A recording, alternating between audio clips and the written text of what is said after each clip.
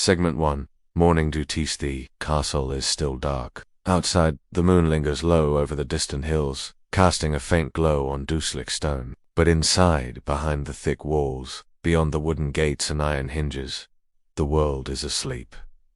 Mostly asleep, because, deep within the corridors, beneath the great hall and behind the kitchens, someone is already awake. The servant's morning does not begin with an alarm or a rooster's cry. It begins with a breath. A shallow, steady breath, drawn in before even opening the eyes. The rush of cold is immediate. There is no fire where they sleep, no soft bedding or down-stuffed mattress. Just straw, packed itchy, often damp straw, sometimes shared with mice or fleas, depending on the season. The first task of the day is not a task at all. It is rising, quietly, carefully, so as not to wake others still tucked under threadbare wool. The servant pulls on yesterday's garments, not out of laziness, but because they have no others. The shift is plain. The woolen overshirt scratchy. Shoes, if they own them, are stiff with wear, cracked by frost. The hallway is dark. No torches yet, just the memory of the floor, where the boards creak, where the flagstones grow slick with condensation. They walk in, practiced silence, their footsteps barely more than whispers, each sound echoing longer than it should. At this hour, the castle belongs to them. To the unseen. To the cleaners, fire-stokers, kitchen preppers, before the lords rise, before the guests begin their waking chatter, before the castle becomes what visitors expect it to be. The real work begins before the illusion begins. Their first destination, the fires, they must be rekindled. Throughout the night, many of the hearths go cold. In the main hall, in the bedchambers, in the servants' own quarters, embers fade, warmth vanishes. The task sounds simple, but each fireplace is a different creature. Some large and stately, requiring both ladder and care. Others finicky, clogged, smoldering, prone to flooding smoke back into the room. The servant carries a bucket of kindling in one hand, an iron poker in the other. Fingers stiff with cold, breath visible in the air. They scoop ash. They fan the coals. They coax flame from what remains. No one applauds this. There is no praise for a warm room, only sharp complaint when the rooms are cold. So they move quickly, room to room, hearth to hearth. By the time the first steward steps into the corridor, the chill is less. The castle breathes again, not warmly, but no longer harsh. This is the servant's work, not to transform, but to soften, to make discomfort just slightly less noticeable, to erase inconvenience before it is felt. Soon, the smells of the day begin to rise. Bread, fat, damp wool, and beneath it all, the faintest trace of something sweet. Not perfume, not flowers, but the castle's own scent, a mixture of sweat and smoke and time. The servant heads toward the kitchen next. This is where heat gathers first, not in welcome, but in urgency. Pots must be scrubbed before they are filled, water must be drawn before it can be boiled, bread must be kneaded, and porridge stirred, and the butcher's scraps sorted, all before the first meal is plated. In the kitchen, time moves differently. It is faster here, hotter, more crowded. Even before the head cook arrives, servants are already moving, in practiced rhythm. One sweeps, another caressed baskets of a third slices what passes for meat. Mostly gristle, barely more than sinew. Each knows their task. Each knows not to speak unless necessary. In the quiet, there is a shared language. A glance, a nod, a shift of weight. That is how the kitchen survives morning. With rhythm, with silence, with repetition. Meanwhile, upstairs, the castle is stirring, but not the way you might imagine. There are no graceful yawns behind velvet curtains. Not yet. First, there is the page boy knocking softly on doors. Then the chambermaid entering with a pitcher of water, trying not to startle the half-asleep nobleman, trying not to spill a single drop. The servant must light a fire in the bedchamber, open the shutters just wide enough, lay out the garments, pressed if possible, and remove the chamber pot. Always the pot. Every morning, every room. It is not glamorous. It is not noble, but it must be done, and it is the servant who does it. Now, imagine the servant standing outside the Lord's chamber. The door is thick, the handle brass and cold to the touch. They knock only once. Soft and practiced to sound meant not to wake the master, but to warn them just enough. They enter with lowered eyes. Inside, it's dim. Heavy curtains still veil the windows. The fire has gone out. The air is stale. Not unpleasant, just quiet in a way that feels sacred. This is not the servants' space. Not truly. They must move as if they are invisible, hands swift and sure. The chamber part is emptied first. Always, it is carried low, wrapped in cloth, so that the smell doesn't rise too sharply. Next, the bedding. Not to wash, not yet, but to straighten, to remove the impressions of sleep. Then, the fire. That lifeless hearth in the corner must glow again, as if it never went out. The servant kneels, adds, wood, coaxes, embers, just enough flame to take the chill from the room. Then the clothes. Fine linens, woolen hose, a doublet, often embroidered, or if winter lingers, a fur-lined surcoat. The noble will not dress alone. Another servant will come for that. But this one, they lay it all out, perfectly aligned, as if the garments had decided to present themselves. There's a rhythm to it. Shirt, trousers, garters, shoes, always in the same order, because deviation means punishment. The hierarchy among servants is unwritten, but deeply felt. Each task, each hallway, each room, belongs to someone, and to step into another servant's spaces to invite quiet disapproval, or worse, a scolding that echoes far longer than the words themselves. So the morning routine is not simply about doing the work. It's about knowing your place in the rhythm. There are those who clean the floors, on their hands and knees, dragging cloth and brush across cold flagstones, working quickly before the nobles begin to roam. There are the laundry workers, already hauling heavy tubs of linen, steam rising as hot water meets soap. They scrub, not just for cleanliness, but for dignity. A stain left behind might be seen as a mark of laziness, or worse, disrespect. And in a castle, appearances are everything. Then come the errand runners. Boys with quick feet, and girls no older than 12, dashing from cellar to chapel, from pantry to guest room, carrying notes, bolts of fabric, or even just a forgotten slipper. They are the heartbeat of the morning, fluttering through the castle unseen, but utterly essential. And overhead, the great hall begins to stir.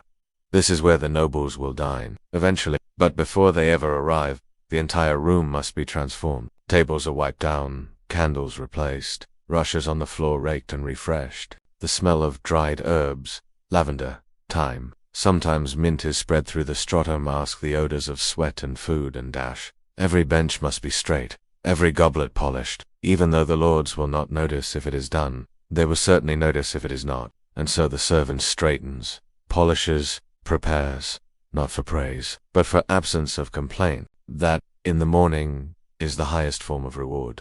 The sun is finally rising. You might expect this to bring warmth, but the castle remains cool. Its stone walls do not surrender heat easily, and the drafty corridors are slow to soften. Still, golden light begins to slip in through narrow windows, painting long beams across the floors, catching dust in the air like flecks of silk. And for a brief moment, the servant pauses, just for a breath. A quiet moment by the window, a second to watch the frost melting on the grass beyond the moat. There's no time for daydreaming, but this is not dreaming. It is remembering that beyond the labor, beyond the rules, beyond the endless repetition, there is still a world outside the castle. But the moment fades. In the kitchen, someone is already calling for more flour. In the hallway, a noblewoman's voice rings out. Her bath is too cold.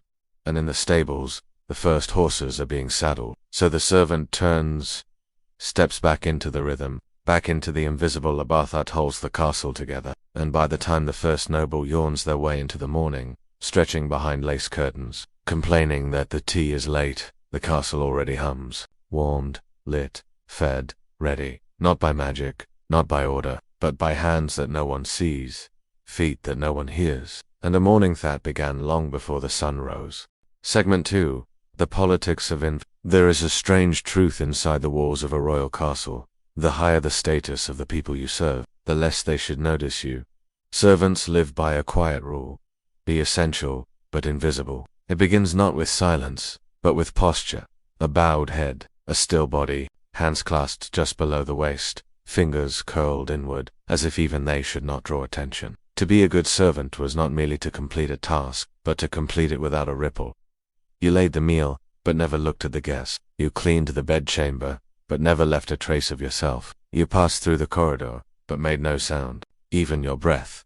Controlled. In the presence of lords and ladies, to be seen too much was to risk being remembered, and in the delicate web of courtly life, being remembered was not always a blessing, especially if you were remembered at the wrong time. If your appearance interrupted a conversation, if your footsteps drew a glance, if your voice was overheard without being invited, you might be scolded, dismissed, replaced. It didn't matter how long you'd served, how well you scrubbed, or how early you woke. Invisibility was your currency. Spend it poorly, and you could lose everything. Part 2 of 4. Invisibility, for a servant, was not simply a virtue.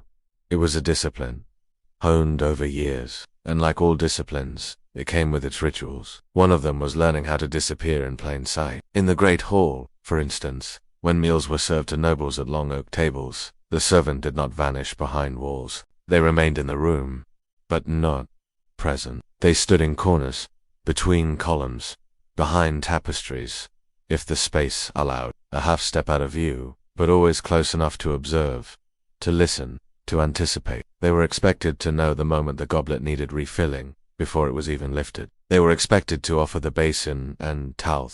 Second, a noble extended their hands, to catch the glance, the nod, the smallest signal, and if no signal came, still, they remained alert, just in case. To fail in awareness was to be called foolish, but to act too quickly, to presume, was to be called arrogant. So the servant walked a narrow path, always near, never obvious, and in every corner of the castle, this quiet presence played out. In the bedchamber, a chambermaid might wait just outside the heavy door, listening for the sound of slippers scuffing across stone. In the gardens, a groundsman might trim hedges within sight, but never speak unless spoken to, never even hum a tune. In the chapel, a servant might kneel silently on a rear bench, waiting for the bishop to exit, to help with robes, but never once meeting the bishop's eye. It was a kind of theater, not grand, not dramatic, but meticulous. The nobles played their roles in front of candlelight, but the servants choreographed every movement behind it, and if they performed well, they were rewarded with continued employment, rarely thanks, rarely name recognition, sometimes a nod, and even that could mean everything. Part 3 of 4. There was a hierarchy among the invisible. Not all servants blended into the background equally, and not all were meant to. The higher a servant's rank within the household, the more skillfully they balanced presence and absence. The chamberlain, for instance, oversaw the household's inner workings, and yet he might go days without being truly noticed by the lords he served. He was not invisible through absence, but through practiced neutrality. His words were precise, his tone flat but respectful, his movements rehearsed. Even his attire walked a fine line, neat enough to suggest trustworthiness, plain enough to avoid envy. Then there were the personal attendants, ladies, maids, squires, grooms of the stool. They lived in the shadow of those they served, present at their most vulnerable moments. When dressing, when bathing, when ill, these servants were technically seen all the time, but never acknowledged as equals. They were not supposed to laugh too easily or react too quickly. They were not friends. They were not strangers. They were ... fixtures. And if a servant ever became too familiar, too visible, that was dangerous. A favor might become a rumor, a glance might spark jealousy, a misplaced joke, a casual comment could undo years of careful anonymity.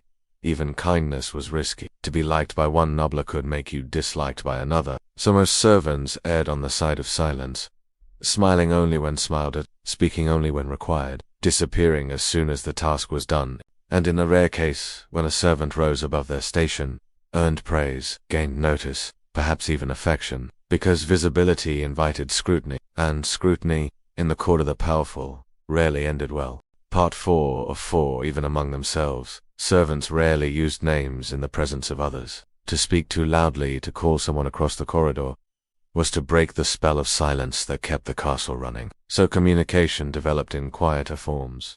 A glance, a nod, a raised eyebrow at just the right moment, a discreet gesture behind a tray or curtain. The politics of invisibility required coordination. An unspoken choreography of people woe lived beneath the notice of those they served, and this network ran deeper than noble eyes ever saw. It was the kitchen maid slipping an extra roll-toe, the boy who demissed supper during a delivery run. It was the footman who whispered a warning hen. A temperamental guest was in a foul mood. It was the laundry woman who passed down which colors stained, which perfumes lingered, which sheets belonged to which lord and what not to mention aloud. In these ways, servants protected one another while protecting the delicate illusion that everything within the castle ran effortlessly. And in the rare, quiet hours before dawn or after dusk, when a servant finally found a moment alone, they might look out from a tower window, past the walls, past the drawbridge, to the woods beyond. There, they could breathe a little louder, stand a little straighter, remember what their own voice sounded like.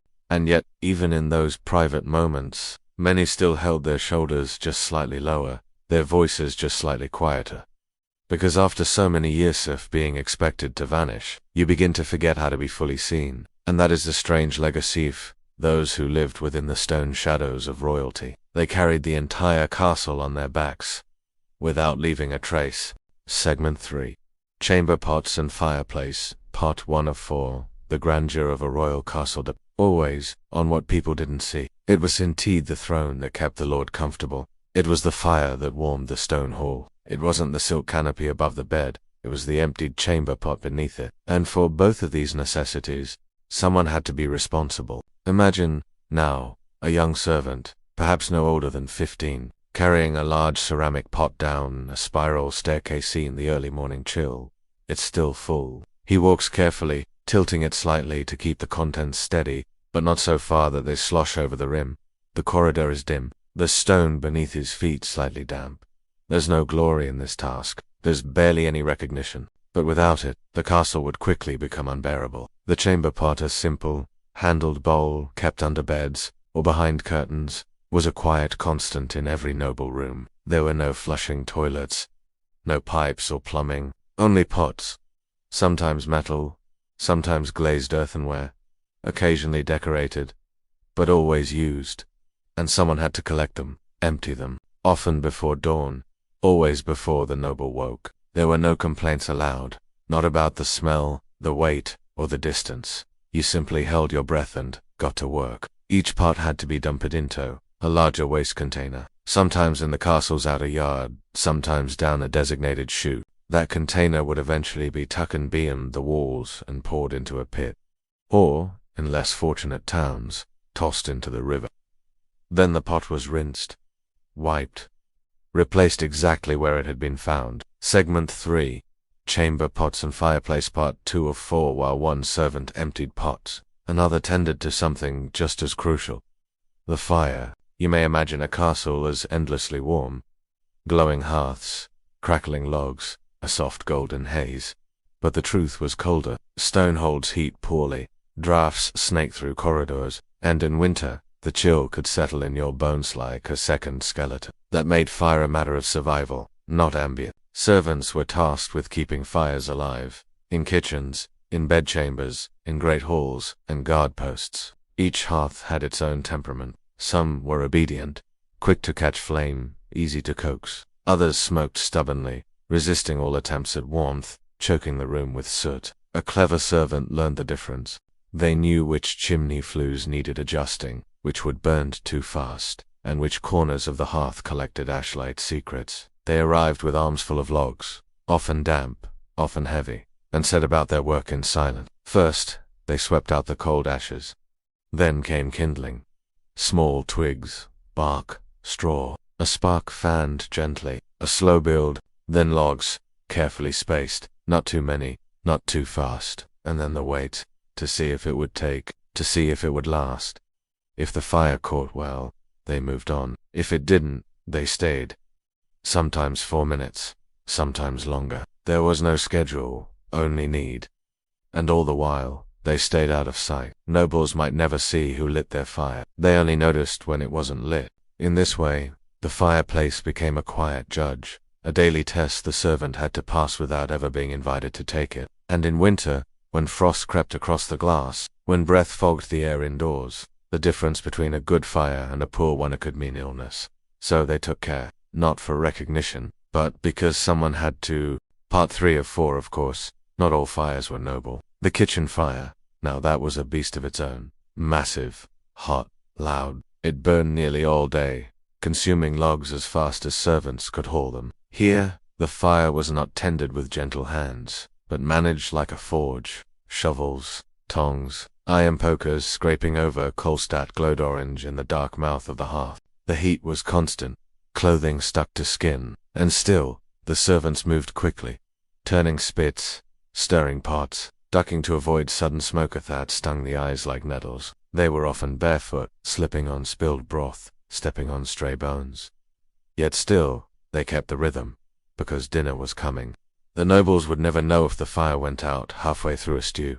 They would only know if the food arrived cold, and so the fire was never allowed to die. Even overnight a coal bed was maintained, low and glowing, ready to be stoked again before dawn. If it did go out, the shame would linger like the smoke. A failed fire meant lost time, spoiled food, displeased guests, and for a servant, displeasure was a dangerous currency. So they checked, and checked again, not just the flame, but the smell, the warmth, the sound of crackling, so familiar that its absence would sound like a shout. And yet, for all the hardship, the fire offered one quiet kindness. It was a place to feel heat. For a few stolen seconds between tasks, a servant might stand nearby, facing the flame, palms outstretched, eyes closed, just enough time to remember what warmth felt like, before vanishing once more. Enter the long stone corridors, part 4 of 4, as day turned to dusk, and the halls of the castle echoed with fewer footsteps. The servants' tasks were far from over. Chamber pots would need checking again before bed. Fires would need stoking once more. So the noble rooms did not cool too quickly in the night. The rhythm repeated, steady as breath, and though the lords and ladies wrapped themselves in furs, lounged by hearths, sipped spiced wine warmed over coals, they rarely spared a thought for the hands that built their comfort. But the servants remembered. They remembered which fireplaces smoked, which chimneys needed cleaning. They remembered the weight of full pots, and the scrape of ash on stone. They remembered the long walk to the waste pit in bitter morning fog. They knew the castle's true machinery, not in the gears of power, but in the labor that turned silently behind it all. Sometimes, in those fleeting moments between duty and exhaustion, a servant might linger by the firelight, watching it flicker across stone walls, and in that glow, they might imagine another life, one where warmth didn't need to be earned through blistered fingers, where rest didn't feel like stealing. But the moment passed. There were boots to clean, logs to stack, a final pot to check before lights went out. And as they moved quietly back into the dark corners of the castle, the only trace they left behind was the faint scent of smoke and the slow fading warmth off a fire they lit but never sat beside. Segment 4. Falling asleep in straw closets, part 1 of 4. When the halls of the castle grew quiet, when the last embers of the great hearth had dimmed, when even the most talkative lord had finally retired, only then did the servants begin to consider rest. But rest was not a soft bed, not a feather-stuffed pillow or sheets warmed by coals. For most castle servants, sleep came wherever it was allowed and often wherever it fit.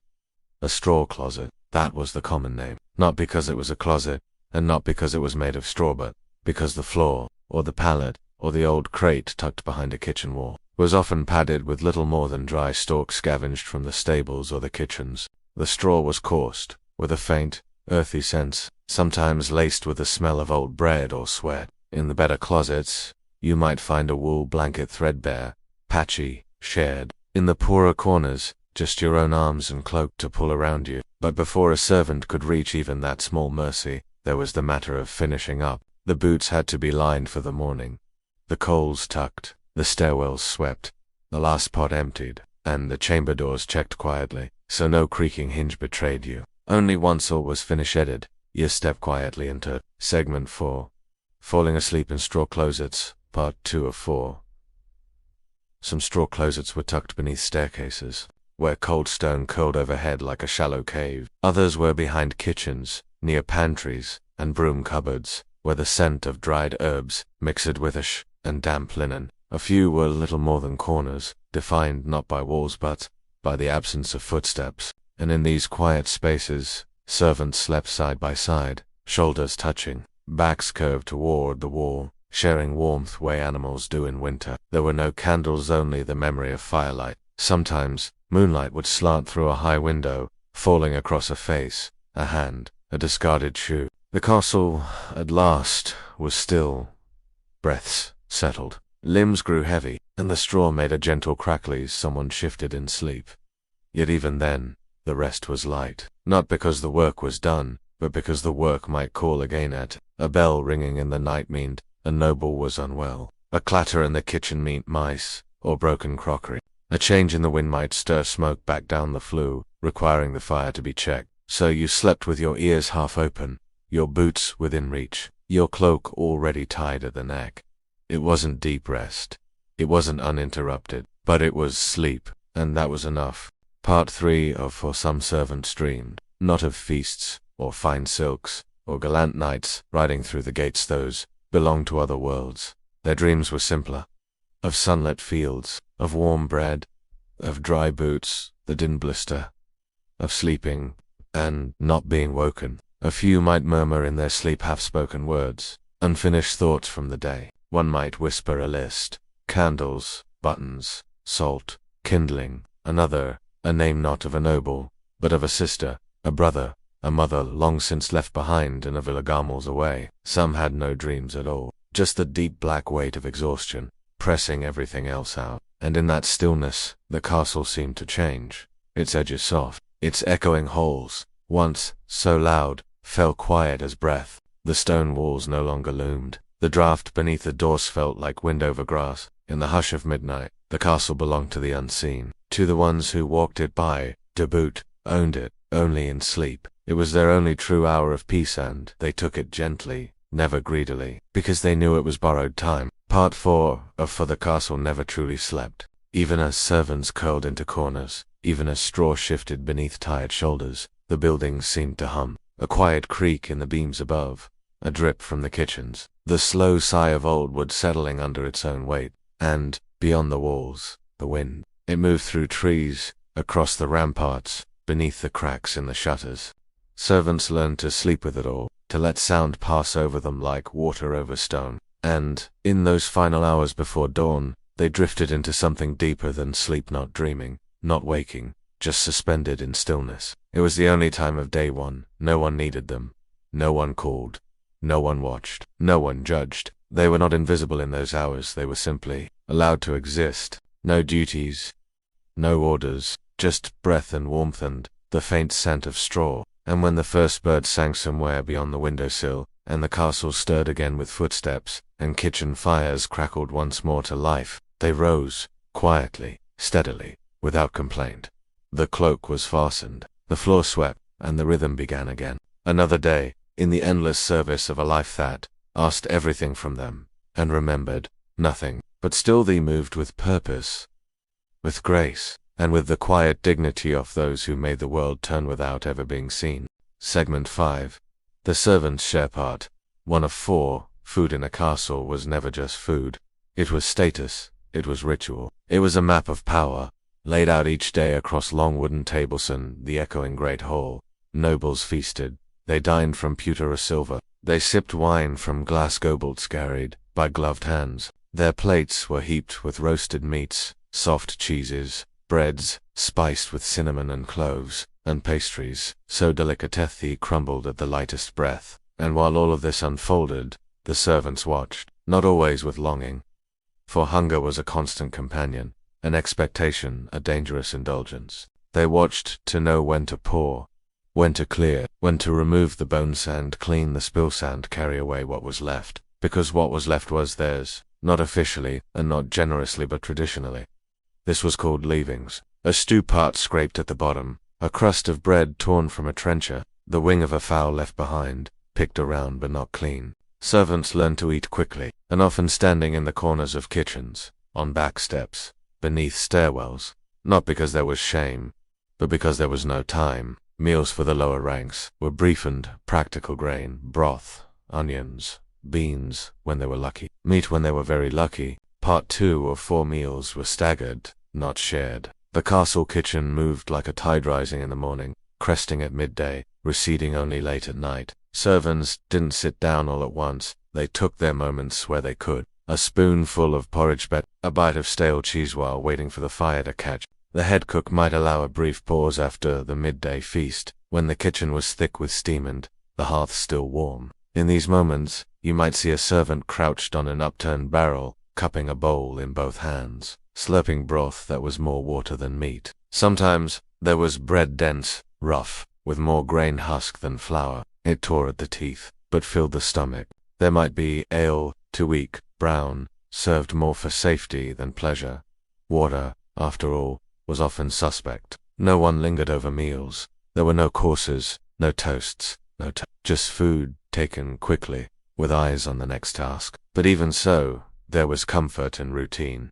The same pot, the same ladle, the same warmth in the chest as something solid reached the stomach. And on feast days, then things were different. Not equal, but better. Part 3 of 4, on feast days. The castle swelled with noise-clattering platters, clinking goblets, laughter echoing off vaulted ceilings. The kitchens roared like forges, roasted boars, steaming pies, platters of fish with crisped skin, trencher loaves carved into bowls and filled with dripping stew. And while the nobles celebrated, the servants sweated. They carried, poured, cleared. They chopped, stirred, and baked in the hot shadow of the hearth. But for all the work, these were also the days when leavings were richest.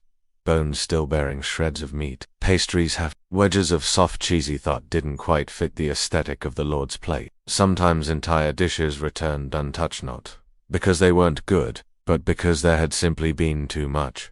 And that was a quiet kind of joy. A moment where a servant might taste something sweet, something foreign, something usually reserved for those seated at the high table, a glazed fig, a slice of salted ham, a sugared almond left forgotten in a dish. And though it was eaten standing up, with one eye on the next task, it was still a kind of feast, shared in glances, smiles, the silent passing of a scrap from one hand to another.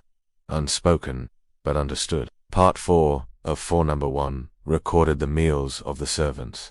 No menus were written, no lists of delicacies preserved. Their eating was invisible, just like their work, just like their lives. And yet, it was real. It was daily. It was shared. In the smallest bites, there was survival. In the bitter grains, a kind of some learnt to stretch the crusts with boiled cabbage. Others tucked away bits of farro flavor the next day's porridge. And when famine came, as it sometimes did, servants were the first to feel its grip. They tightened belts. They chewed slower. They gave their share to a younger one, or took a little less so the cook's ledger wouldn't raise questions. But still, they ate. Together, apart, and always with a quiet understanding that this, like everything else in their world, was both theirs, and not. A servant's share was never guaranteed, but it was earned in blisters, burns, and the endless bending of the back. And in the dim corners of the kitchen, as bowls scraped clean and spoons were set down, there was something close to contentment. Not satisfaction, not fullness, just a breath, a pause, and the brief warmth of something more than empty. Segment 6. Whispered warnings, and silent rules. Part 1 of 4 in the grand halls of a castle. Rules were not always spoken aloud. Some were written, posted, proclaimed, but others, perhaps the most important ones, were passed down in whispers, from older servants to younger, from maid to scullion, from butler to page, not as orders, but as warnings. Don't speak unless spoken to. Don't meet a noble's eye too long. Don't ever be caught idle in the corridors. These were the silent rules, the ones no one announced, but everyone obeyed. You learned them quickly, or you did not last. A new servant might be eager, asking questions, moving too fast, trying too hard to impress, but the castle did not reward enthusiasm. It rewarded stillness, observation, a steady hand and a quiet mouth. The wise ones watched first, spoke second, and never assumed anything. They memorized the unmarked boundaries, which corners were acceptable to stand in, which doors to knock on, and which to avoid entirely. And slowly, they faded into the rhythm of the castle, becoming part of its hush. A presence you could feel but rarely see. Part 2 of 4 there were rules of movement, measured in footsteps and timing. A servant should not pass before a nobleness invited, should not turn their back too suddenly, should never be seen, running no matter the urgency. Grace, even in fatigue. Stillness, even in chaos. They learned to blend into walls, to slide down corridors like mist. Not because they were afraid, but because it was safer to go unnoticed. And there were rules of voice.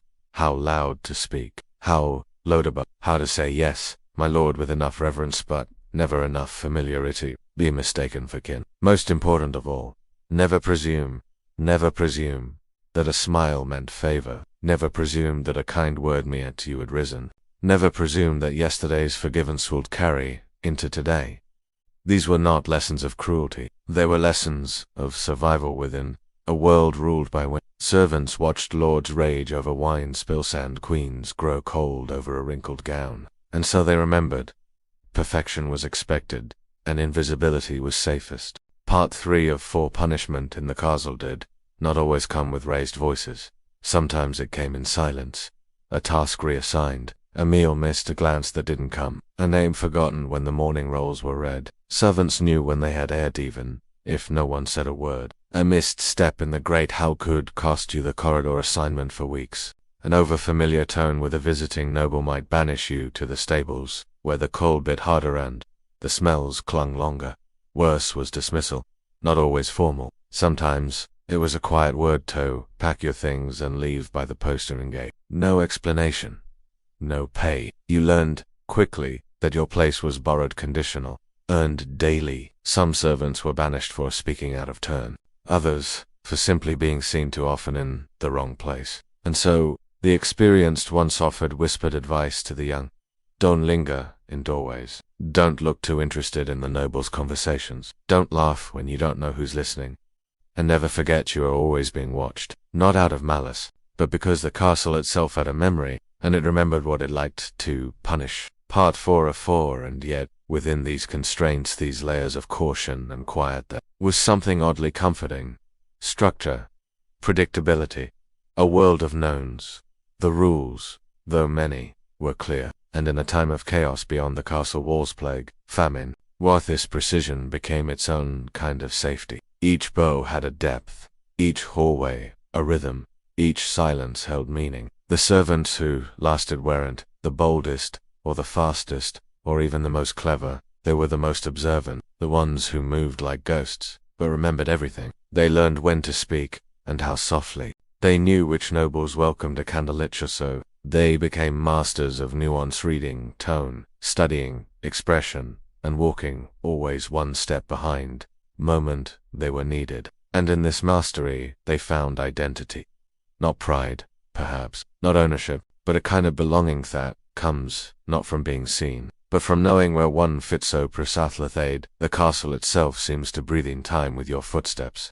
Part 1 of 4. Not all servants toiled in silence and shadows. Some held keys, not metaphorically but real, iron keys, cold and heavy on a ring at their waist. Each one opened something precious, a storeroom, a treasury cabinet, a pantry. To hold a key was to be trusted, and trust, in a castle, was not given freely. These servants had climbed slowly, carefully, from footboy to steward, from scullery maid to chamberlain's assistant. Their hands were calloused, but their minds were sharp. They knew the flow of goods, the weight of flour sacks, the schedule of deliveries, in which ledger line didn't quite add up, and though they still bowed, still stood aside when nobles passed, they moved differently. With confidence, with awareness, they walked the corridors, but as guardians, watching, counting, remembering, they answered to the Lord or Lady Darek Laboot. In truth, the castle leaned more heavily on them than it. Part 2 of 4. Their days began earlier than most and ended long after the torches were dimmed. The steward, for instance, knew every barrow in the cellar, every bolt of cloth in the linen room, and every coin that changed hands. He was accountant, logistician, and quietly a kind of judge. When the kitchen requested more oats, he weighed the net against the stores, against the weather, against the cook's tendency to be generous. When a scullery maid asked for new shoes, he remembered how many weeks she had worked barefoot without complaint. And when a visiting noble overstepped their bounds, as some inevitably did, it was often the steward, not the lord, who found the diplomatic solution. A broken lock replaced. A servant quietly moved to a safer station. A tray delivered a bit latetto. Avoid confrontation. Power, here, was quiet, subtle, wielded not with command, but with competence.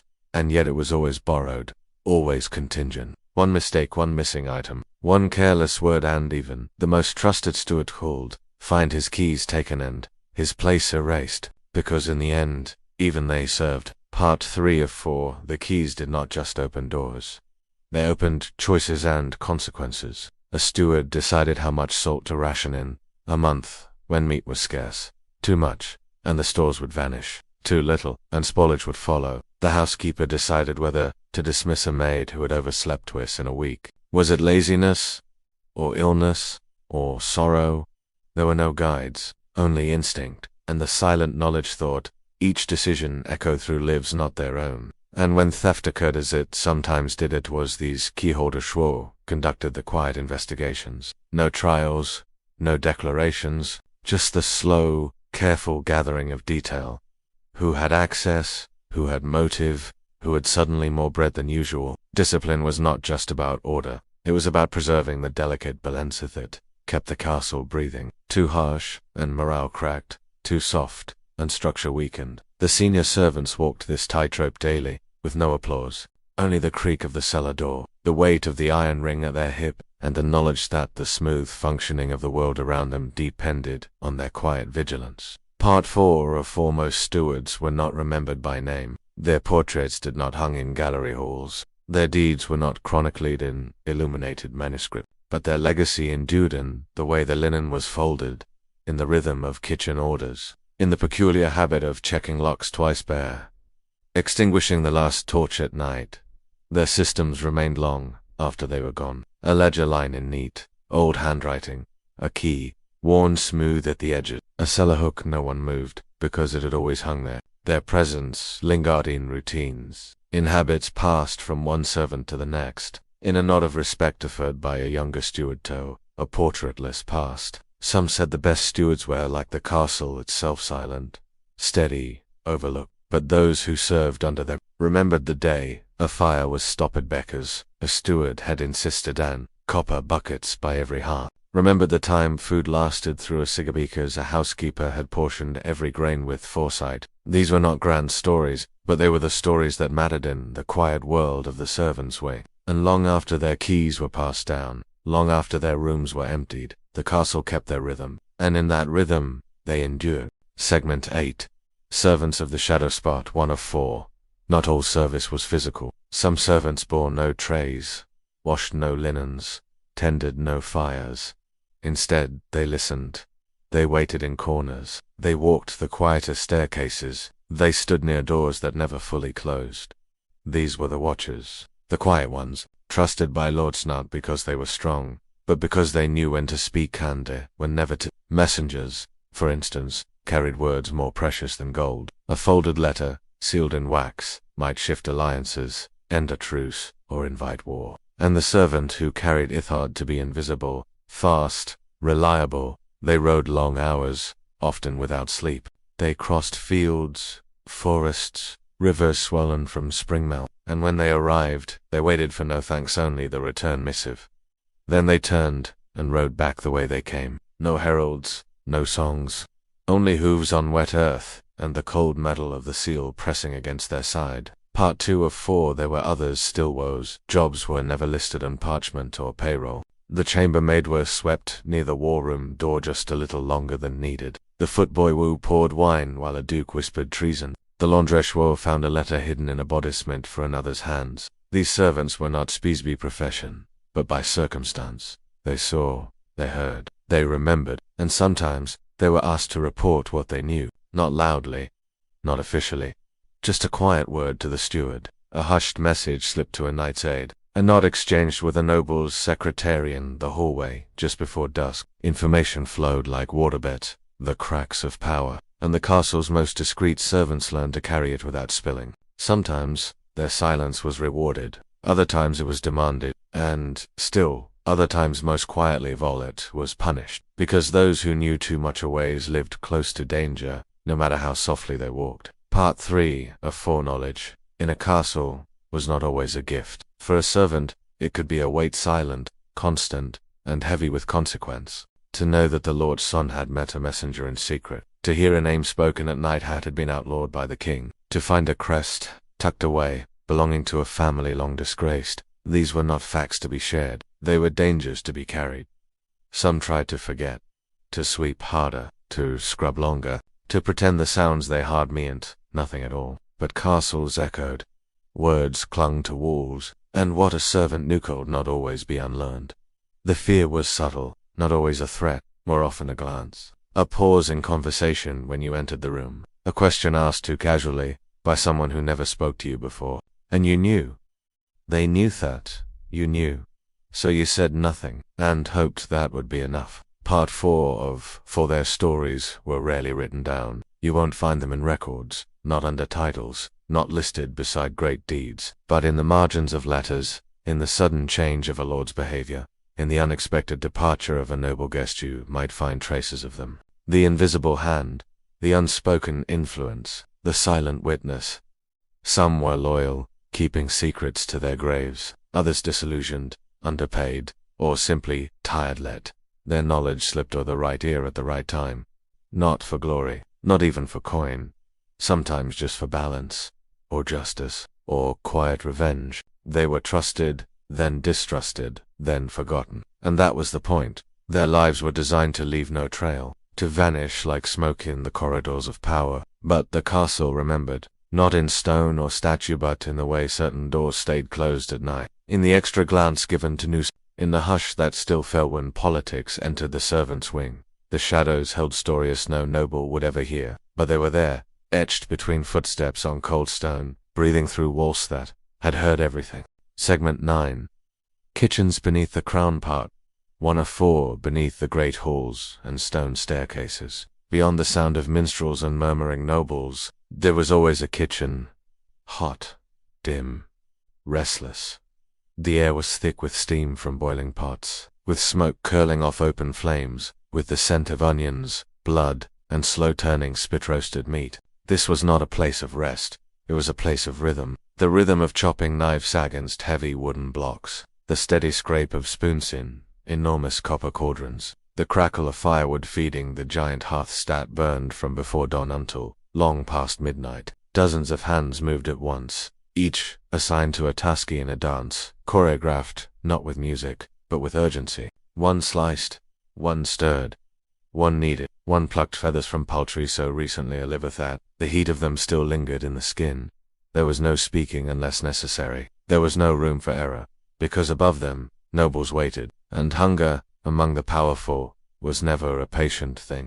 Part 2 of 4 in the castle kitchen. Rank was not just a matter of title. It was lived, felt, sweated through. At the very bottom, the scullions, children, mostly, were the newest arrival. They scrubbed the soot from pot sand, the grease from flagstones, bare hands chapped from lion heat. Their job was simple. Clean what others left behind, fetch what others needed, speak only when spoken to and rarely, even then. Above them stood the kitchen boys and girls, who peeled vegetables, hauled buckets of water, and kept the fires alive. Their hands were always moving, always stained, always slightly burned. Then came the cooks, not the master, but his hands. They deboned, seasoned, roasted, their movements precise, their judgment, 100 years of repetition. And above all of them, the master cook. He knew the tastes of every noble, every feast day, every fast and exception. He managed the spice stores like a banker guarded gold, because saffron, cinnamon, and clove were more valuable than silver. He directed his crew with gestures more than words, a glance to the hearth, a tilt of the head toward the undercooked capon, and he bore the weight of every platter that reached the Lord's table. A dish sent back was not just a criticism, it was a threat. A wrong flavor could sour a treaty, a forgotten fast day could insult a guest. So he watched, and tasted, and tested again. In that sweltering stone room, he held more power than many knights ever knew. Part 3 of 4. When a feast approached, the castle kitchen changed. The already hot air grew heavier, the noise sharpened, the smells grew stronger, fat and herbs, flour and game, sweat and ash. Preparations began not hours, but days before. The first toast, carcasses hung in cool rooms, pastry dough was rolled and rested, then rolled again. Spices were ground by hand, carefully measured, so as not to waste a grain of cardamom or a flake of imported salt. The bread ovens glowed, the fish was cleaned, often just hours after arriving, still shimmering with river sheen. Jelly molds were hung from wooden beams, gilded sweets laid on platters that few would ever finish, but all would admire. Feasts weren't just meals, they were messages. Every course said something about wealth, about order, about mastery over chaos. The bigger the feast, the greater the pressure. The master cook might not sleep, the junior staff might burn their fingers raw, the scent of roasting meat might drift through stone hall sand up into tapestried rooms, but the hands that prepared it rarely saw a single bite consumed. Instead, they stayed below, listening for trays to return, listening for silence. If nothing came back, if no complaint echoed downward, that was success, a kind of invisible applause. Part 4 of 4. When the last platter left the kitchen, when the last goose was carved on, the saucers wiped clean from bowls, the noise did not stop but it softened. Soot was swept, bones were boiled down for broth, grease was scraped from the long iron trays and cast aside into buckets for soap, or for feeding the pigs. The fires, so carefully tended all day, were now allowed to die, one hearth at a time, until only embers whispered against blackened stone, and then, for a moment, there was stillness. The staff, hungry in their own way, sat together near the dying heat, not in the hall, not on benches with backs just on crates, or along the wall, with bowls resting in their laps. Their meal was not roasted pheasant or glazed pears, it was broth from the bones, ends of bread, a few soft onions stewed in what was left, and still they ate slowly, gratefully, with the quiet pride of had carried something grand on their shoulders without being seen. Then, with bellies half full, they nodded to one another, and rose again. There were pots to dry, aprons to rinse, and tomorrow, before the sun rose, the fire would be lit again, because beneath the crown, the kitchen always woke first and slept last. Segment 10. The Gardener Excellence Part 1 of 4. Not everyone in a caste awoke to bells or commands. Some woke with the sun, with frost still clinging to the grass, dew painting their boots with every step, and birds just beginning to test the silence. These were the gardeners. They worked outside the walls, and yet within them too, in courtyards, in inner cloisters, in narrow beds, beside crumbling walks where ivy clung like old secrets. They were not loud, rarely hurried, and never idle. They knew every root, every season's rhythm, what bloomed early, what fed the bees, what healed burned sand, what eased a lord's uneasy stomach after too many cups of wine. Their tools were few, a spade, a pruning knife, hands toughened by time and stained by the memory of earth. They did not seek praise. They didn't hear much of it anyway, but they moved with a kind of count that others envied without realizing it, a quiet life, but never an empty one. Part 2 of For the Castle Gardens were not just for beauty. They were practical, orderly, and sacred in their own way. Each patch of soil told a story. There were the physic beds, narrow strips lined with sage, yarrow, and comfrey, plants that healed bruises, soothed sore throats, or drew poison from wounds. The gardener knew their uses by heart, but said little. These were herbs passed down through whispered lessons and quiet. Next came the kitchen plots, rows of leeks, cabbages, broad beans and garlic, no-frill plants, reliable, sturdy. They fed, not just the lords, but the kitchen staff too, and though they were humble, they were guarded like treasure. Then there were the flowers, not for decoration but for dye, for oils, for offerings. During holy days, marigolds brightened altars, lavender perfumed the air of noble chambers, rosemary tucked into pockets warded off both illness and bad dreams. Nothing was planted without reason, nothing left to chance. The garden was a soft-spoken ledger, where utility and ritual met beneath the sun. Part 3 of 4. The garden moved slowly, not like the kitchens, with their roar of fire and clatter of pans. Here progress was measured in inches, in buds that swelled, in leaves that turned their face toward the light. The gardener followed this rhythm, unhurried, intentional, hands in the soil before breakfast, body bent in the same posture for hours at a time. They dug in silence, not from duty, but from peace. No one asked them questions, few even noticed them, yet the gardener noticed everything. Which herbs had been picked too early, which vines were heavy with rain and likely to rot, which patches of ground were disturbed perhaps by a wandering cat or a restless boot at night. The earth spoke, in quiet ways, and the gardener listened. Seasons became their calendar, frost their signal to prune, the smell of damp bark their sin to mulch the roots, while others counted days in coin or candles. The gardener marked timeby, the slow curling of a ferner, the first green poke of crocus through half-frozen mud. They aged slowly, moved carefully, and bore no badge but the dirt beneath their nails. Segment 10. The gardener's silence sparked 4 when visitors walked the castle grounds. They often remarked on the beauty, the order, the color of the flower beds, or the quiet elegance of the herb walk, but they rarely a skedwa shaped it. The gardener's handslift, no signature, no plaque, no lineage recorded, yet their work endured long after their name was forgotten. Every thyme plant that bloomed on time, every gooseberry bush trimmed to fruit again, every pathway cleared of weeds without anyone asking, those were their legacy. Sometimes they outlived the lords, outlasted fashions, saw banners rise and fall while the lavender bloomed each summer, just the same. They grew food, but they also grew silence, stillness, a small corner of peace in to dig, to lift the watering can. They faded like a season. No procession, no bell, just a quieter garden the next spring. One fewer row of a patch of mint growing a little too wild, but in the rhythm of leaves and light, they remained, present, patient, planted. Segment 11. Bedrooms of the Unseen, Part 1 of 4. When the castle fell quiet, and the halls stopped echoing with orders, clinking cups, and hurried feet, the servants did not go home. They had no cottages outside the gates, no private chambers with windows and warmth. They had their quarters, tucked away, often above the kitchen, beneath the rafters, or behind thick doors at the end of narrow halls. Nobles never walked. You would not call them rooms. Not really.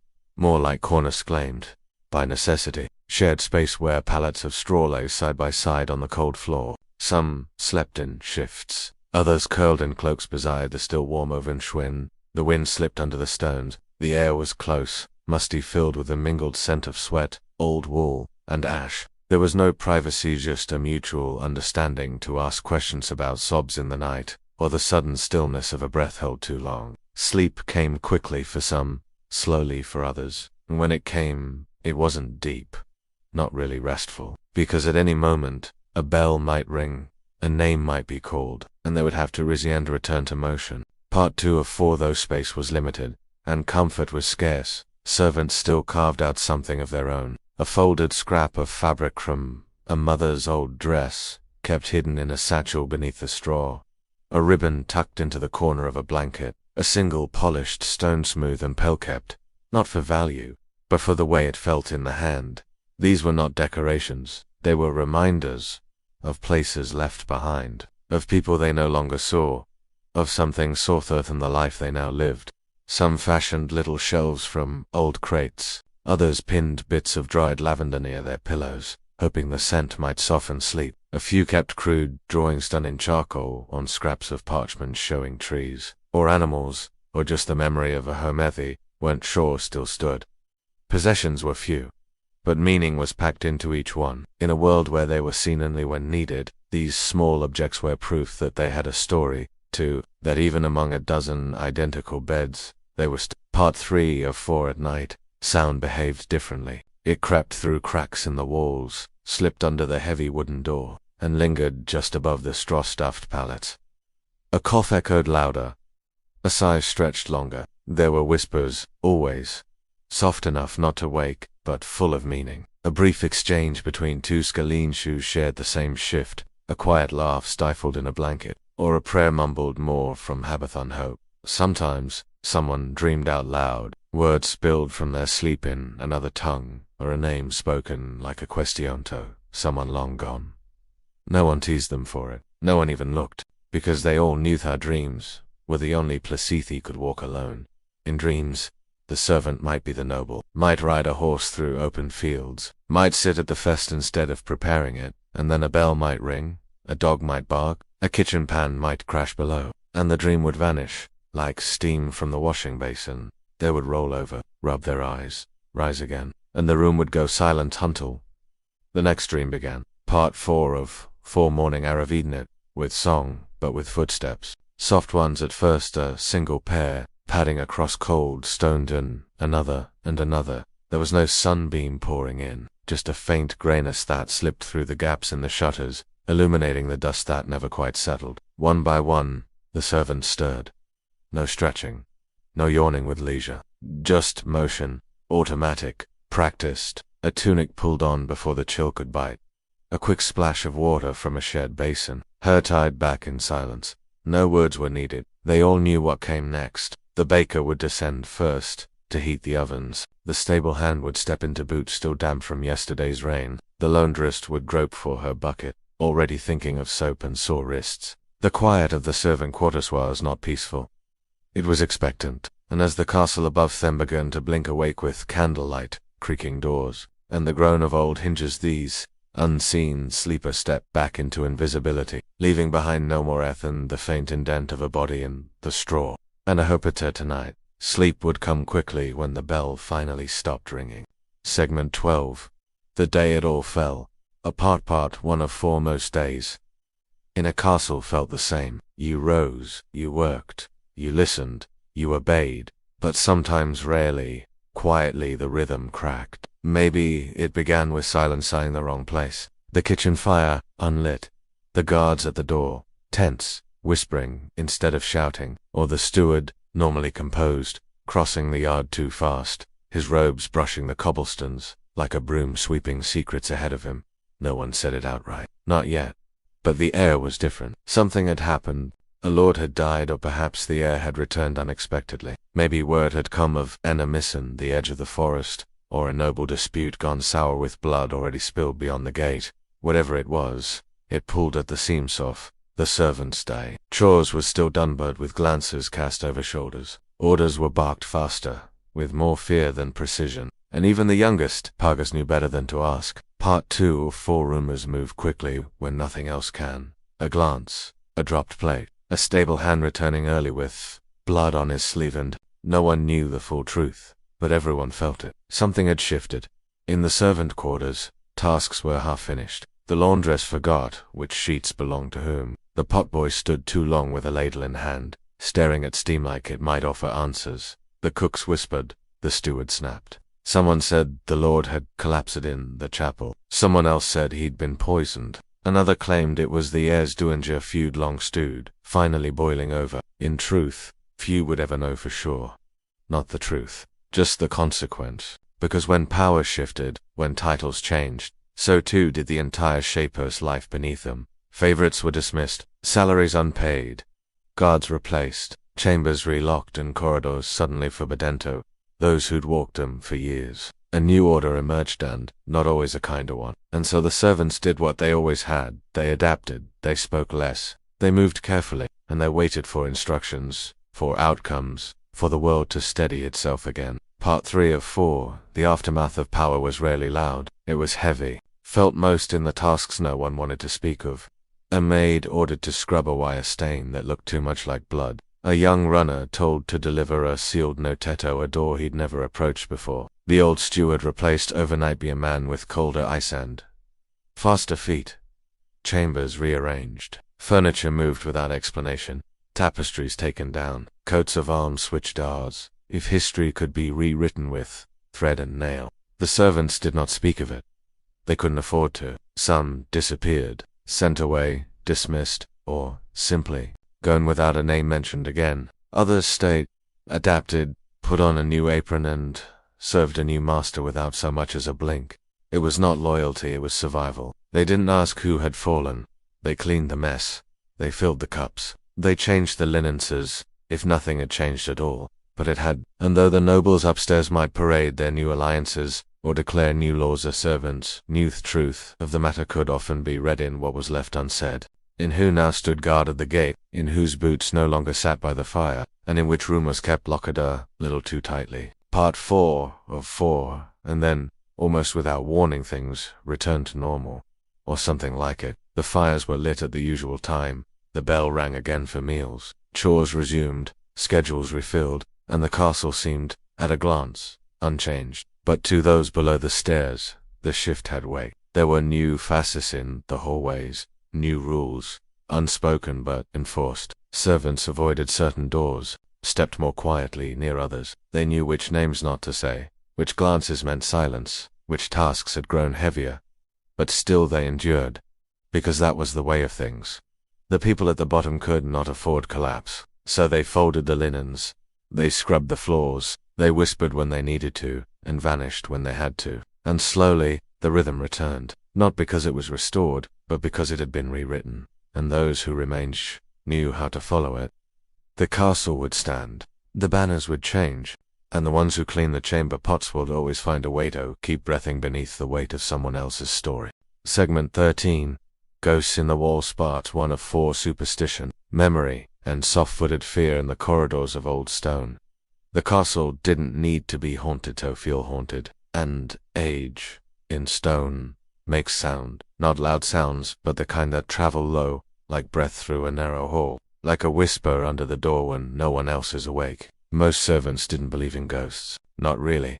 But they knew better than to scoff out loud. They had heard the stories, passed down in kitchens, told in hushed tenacious. The fire died down for the night. There was the lady of the East Wing said to walk barefoot at midnight, her dress soaked as if from rain fat never fell. There was the boy in the bell tower who was sent up to polish the brass and never came down again. Some say he slipped. Others say something pulled him. Of course, there were logical explanations, always were. The floors creaked because the wood was old. The drafts came from broken mortar. The bells rang sometimes on their own because of Winderatza, some other ex-casino one quite believed. Still some stairwells were avoided after dark. Some corridors, especially near the chapel, were walked with shoulders, tightened breaths held it. Not because the servants were afraid of what they'd see, but because they were afraid of being seen be something that wasn't supposed to be there. Part 2 of 4. Quiet rituals and soft precautions in a place where silence remembers. Superstition in Acasta was loud. It didn't wear robes or chant. It didn't ask for offerings. It asked only for awareness, for a quiet respect toward things that may or may not be real. Most servants didn't speak of ghosts directly. Instead, they did things. They left salt by the doors. A pinch, just enough, tucked near the base of the kitchen entry behind the storeroom ladder. Some said it kept the dead from wandering in. Others said it wasn't tea for the dead at all, but for what lingered when grief had nowhere to go. Shoes were never left facing a doorway. It was said the spirits might wear them, and if they did, they might walk too far. Beds were turned down in a particular way, always left open on the right side. No one quite remembered why. And when someone heard a sounding the west hall after the bells had rung a knock, a shuffle. Part 3 of 4. The old stone keeps its own secret sands sometimes. It murmurs them back. There were corners of the castle that no one cleaned too thoroughly, not because they were forbidden, but because they felt off. The linen girl once sagely felt her apron tugged while she was alone, bending over the laundry chute. The cook's assistant refused to go into the root cellar without humming softly, not for comfort, but to drown out whatever else might be humming back. The steward never acknowledged any of it. He said fear was weakness, and the castle had no place for weakness. But even he avoided the spiral stairwell by the old cellar after sunset. Even he knocked on Sian, the pantry door, before opening it, even though no one was ever inside. These rituals were never written down. They were inherited, passed like heirlooms from hand to calloused hand. New servants learned quickly. You didn't ask why the beds were sprinkled with dried lavender and thyme. You didn't ask why the hallway mirror was covered with cloth during storms. You just did it, because you wanted to sleep that night without the feeling that someone was standing just behind your shoulder. Part 4 of 4. Not every haunting is from the dead. Some come from the weight of lives lived in silence. In truth, most of the castle's ghosts had names. And they had jobs. They scrubbed hearths. They carried books. They died young, or grew old, unnoticed, or were never truly Senevan when they stood in the same room as a lord. Perhaps that's why the castle felt haunted. Not by spirits, but by memory. By the shape of Livista, small for history, but too heavy for stone to forget. The moan of wood in winter sounded too much like weeping. The tapping of a shutter like fingers waiting to be let in. And in the stillest parts of night, when even the mice had gone quiet, some swore they could heart soft sweep of skirtsing stone. A breath held too long. A name whisperer thought no one alive remembered anymore. But even then, there was no fear, only familiarity. As if the castle, in its creaking bones, was simply remembering Thors, who had once lived there without leaving a trace. The ghosts, if there were any, were quiet.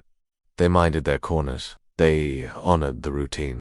And the servants, who knew silence best, let them be. Segment 14. The Forgotten Children, Part 1 of 4. Before they learned to speak properly, they learned to curtsy. They were always there, though rarely noticed. Small shadows darting through courtyards, bare feet slapping damp stone, fingers stained with flour or soot. Servant children, they weren't called that officially. Most had no title at all. They simply belonged to the castle, as much as the dogs or the broomsticks did. Some were born in back hallways or in the stables, delivered with no ceremony in a bed of old linens between shifts. Others were brought into many mouths at home, or orphans left at the gate in a basket wrapped with string and a note, if they were lucky. Their lives didn't begin with lullabies. They began with chores.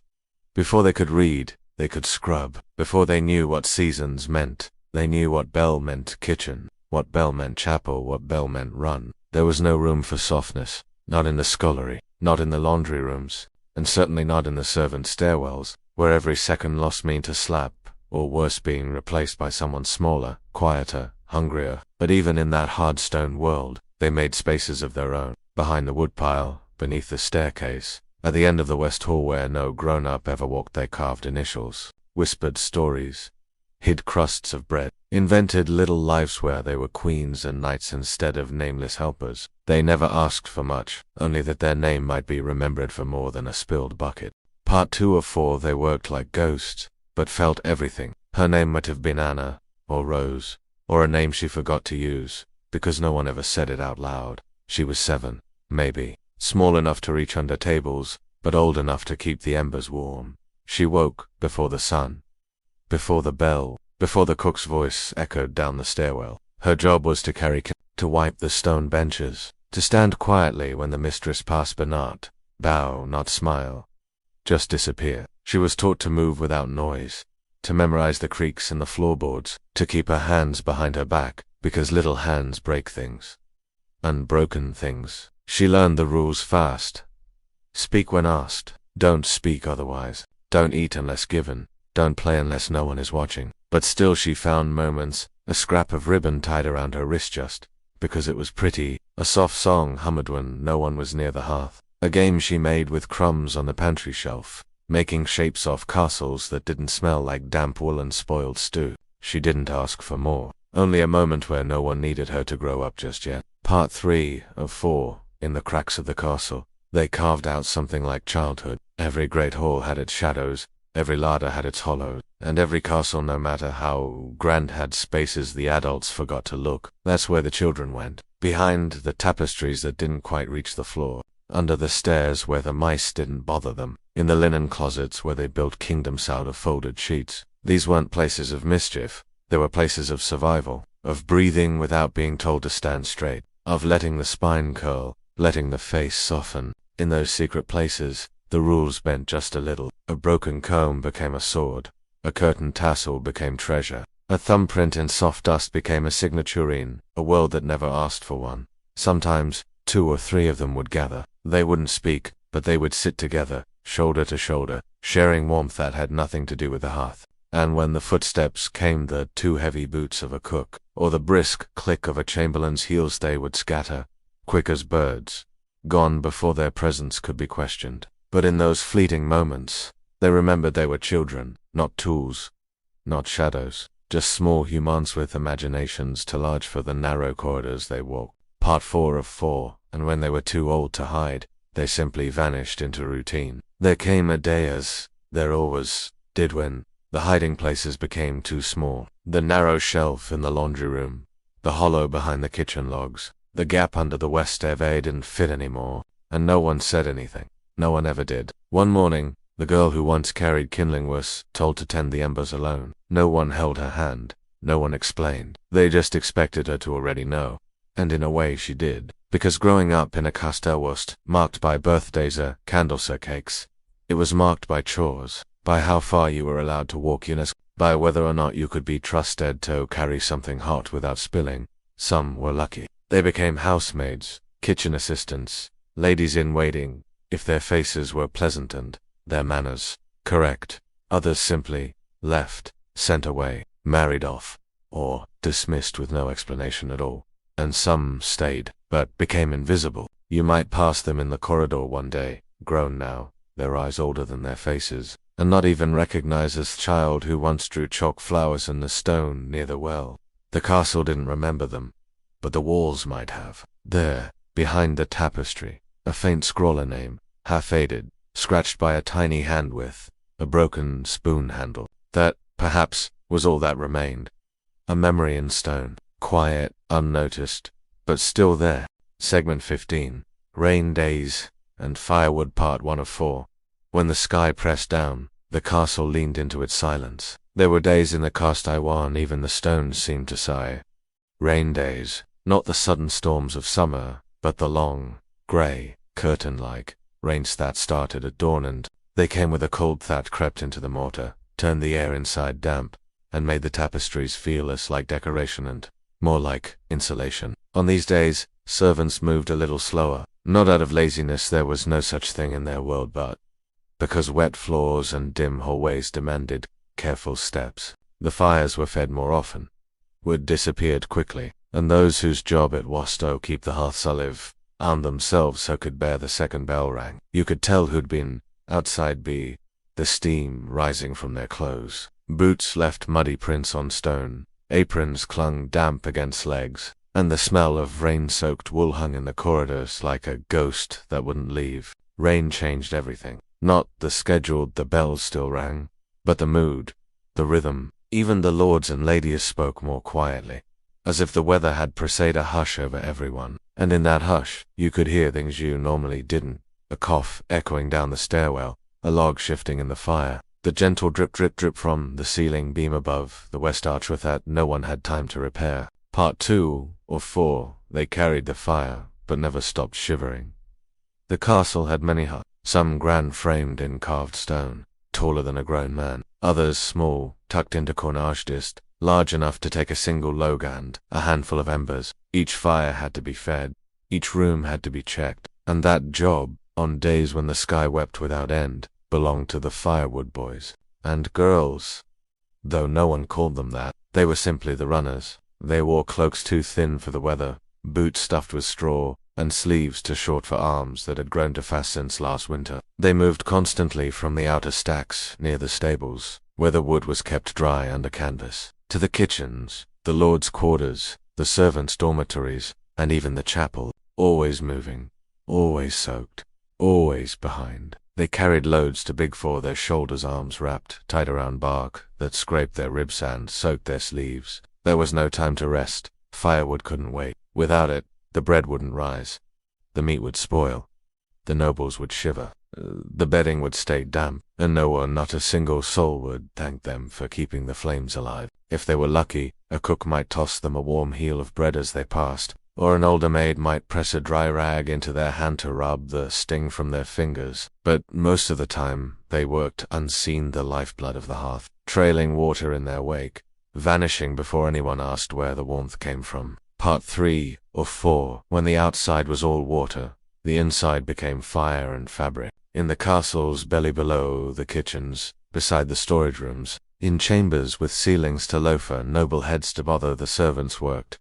And on rain days, the work changed shape. Mops took the place of brooms, buckets lined the thresholds, and everywhere clay tiles, worn stone, timber planked, steps was wet. But not all labor was motion. There was mending to do. By the hearths, groups of women gathered in half circles, clothing draped over their knees, needles dancing with thread that gleamed briefly in the firelight. A torn sleeve, a worn hem, a linen kerchief, softened by years of use. Each stitch was an act of repetition, of muscle memory. And in that rhythm, voices could settle, stories could unfold, not loudly, never loudly, but softly, like steam lifting from a mug of broth. Some told of dreams, some whispered complaints, some simply hummed old songs with no names, songs their mothers had hummed, and their grandmothers before them. The stone walls held the warmth well, or at least they held it better than the outer halls. In the kitchens, too, steam rose from pots too large to lift, mingling with the scent of wet ash and onion. Hands moved in, practiced coordination, flipping loaves, turning roots, keeping things warm for people who would never know how much effort warmth cost. It was a kind of communion, not sacred, but shared. The fire in the middle, the work around it, the quiet comfort of buying clothes enough to feel someone else's elbow as you sewed another boot and onto a tunic you didn't tee up. Part 4 of For the fires dimmed, but the damp never left. Evening came without color. The sky didn't fade to gold, only to darker gray, and the rain, so steady all day, turned to mist. Not enough to soak you, but enough to cling to hair, to stone, to skin that never fully dried. Inside the castle, the work slowed, not because it was finished, it never truly was, but because the light had faded down. Eyes grew heavy, not the sharp clang of midday, but the slow, distant toll that signaled night prayers or supper, depending on where you stood in the social order. For the firewood runners, this was the last stretch. One final load, splinters pressed into red palms, backs hunched beneath bundles of bark that would soon feed someone else's fire. They didn't stop to watch it burn. They never did. Instead, they returned to the outer rooms, 2 benches by the door, 2 straw pallets beside empty pails, where their clothes steamed faintly in the weak heat left behind. They didn't speak much. Fatigue sat heavily in the room, settling beside them like another servant, uninvited but always present. Some closed their eyes. Others watched the fire die down, not because they were awake but because the flicker was the only moving thing left in their day. Outside, rain tapped gently on shutters, on slate roof tiles, on wooden barrels tipped askew. A lullaby, of sorts, not kind, but familiar. And as the castle sank into darkness, and even the highest towers were shrouded in low-hanging clouds, the last breath of warmth left. But for now, beneath blankets, still damp-panned ceilings, still leaking, the castle slept. And so did they. Segment 16. Behind the castle walls. Secrets of the pantry. 1 of 4, not everything behind locked doors was gold. The pantry was not grand. There were no stained glass windows here, no banners, no carved angels staring down from beams. It was cold, dim, and filled with the scent of flour and dried thyme, salted meat and burlap. But in its quiet corners, it held power, not the kind displayed at feast platters stacked with game and fruit, but the kind that lingered in the background, counted by hand, and locked behind thick wooden doors at nightfall. Pantry keys were not given lightly. The keeper, often older, often gray-haired, was chosen not for strength, but for memory, for the ability to remember how many sacks of barley remained, how many wheels of cheese had cracked, which servant tried to steal a dried plum last winter and was never quite trusted again.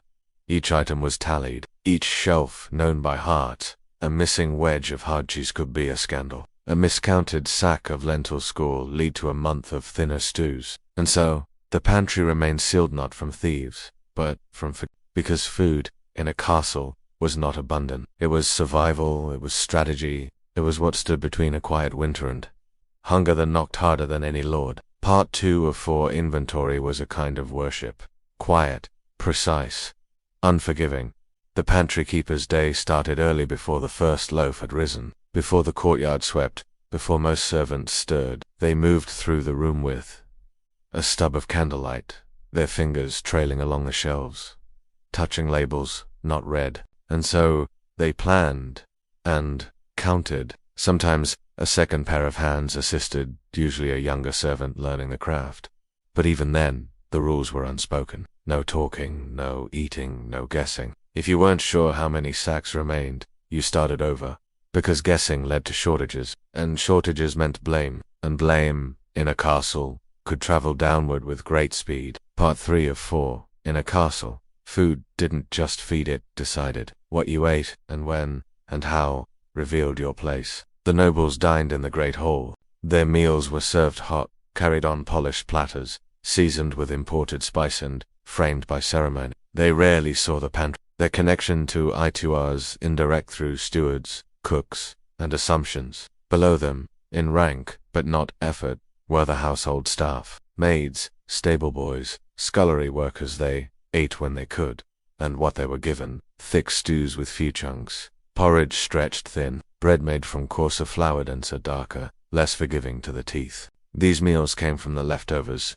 the pieces trimmed away, the batches that didn't rise, the soup left cooling at the back of the fire, and still, it mattered. Even among servants, there was a quiet order.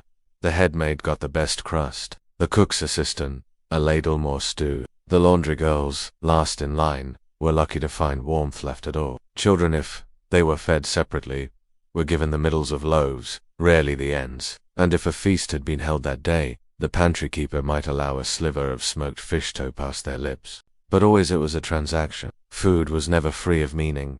A plum given kindly cooled become a favor owed. A dried fig tucked into a pocket could invite suspicion. A meat bone passed to the wrong person could end a position B the following morning. Because while the pantry was silent, its reach was not. It reached into every plate, every bowl, every moment of warmth or emptiness. Part 4 of 4. Even with full shelves, winter always loomed. The pantry was never silent at night. Even when locked, even when dark, it creaked. The weight of barrels settling, the slow release of air from dried fruit. There was only preparation, and on cold nights, as the wind moaned through the arrow slits and the kitchens went dark, those with keys to the pantry sometimes rose from bed, lit a stub of tallow, and checked the locks again. Not because they feared theft, but because they feared forgetting how thin the margin was, how a single miscount could send an entire halter-bed hungry coom. And so the pantry remained, sealed tight beneath stone and shadow. A room without windows, holding not treasure, but time. Food not just for today but for the long weeks ahead. Measured, guarded, feared, and never taken for granted. Segment 17. The bell that ordered their world. Part 1 of 4. Time did not tick. It told. There was no clock in the servants' wing, not a single hour hand, not a sundial in the stone courtyards, and certainly no chiming because the bell told them. It rang before the sun rose. A heavy, droning clang thought shook the morning errand, echoed through stairwells and under doors, and it did not ask. It declared, and servants rose, not leisurely, not slowly, but with the urgentia, those who had risen to that same sound since childhood. The bell was not optional. It marked the start of levee, the first step into cold corridors, the rush to reach the kitchens, the pressure to be sent already working be the time the next bell rang. There were no snooze buttons, no soft transitions, only obedience. And so the bell became more than sound, it was law. Part 2 of 4. Every clang had meaning. Every pause had a task. After the first bell, the one that shook sleep from Bodhi's still aching, the day began, not immediately with food, but with motion. Ashes were swept. Coals were stirred. Doors unbarred and open. Edo let in air that no one quite wanted. Then another bell, a shorter one, the signal that the first bread was to be removed from the oven, that water should be carried from the well, that animals were stirring, and someone better see to Thembor the Lord's falcons. Vulcan began shrieking through the mews. Every few hours, the bell returned. It called them to mass. Not everyone attended, but everyone paused. Even the kitchen's quietest and uffer, the cook to nod toward the window wand, mutter a prayeras. The bells echoed down into the cellar-sand across stone courtyards that no longer felt quite empty.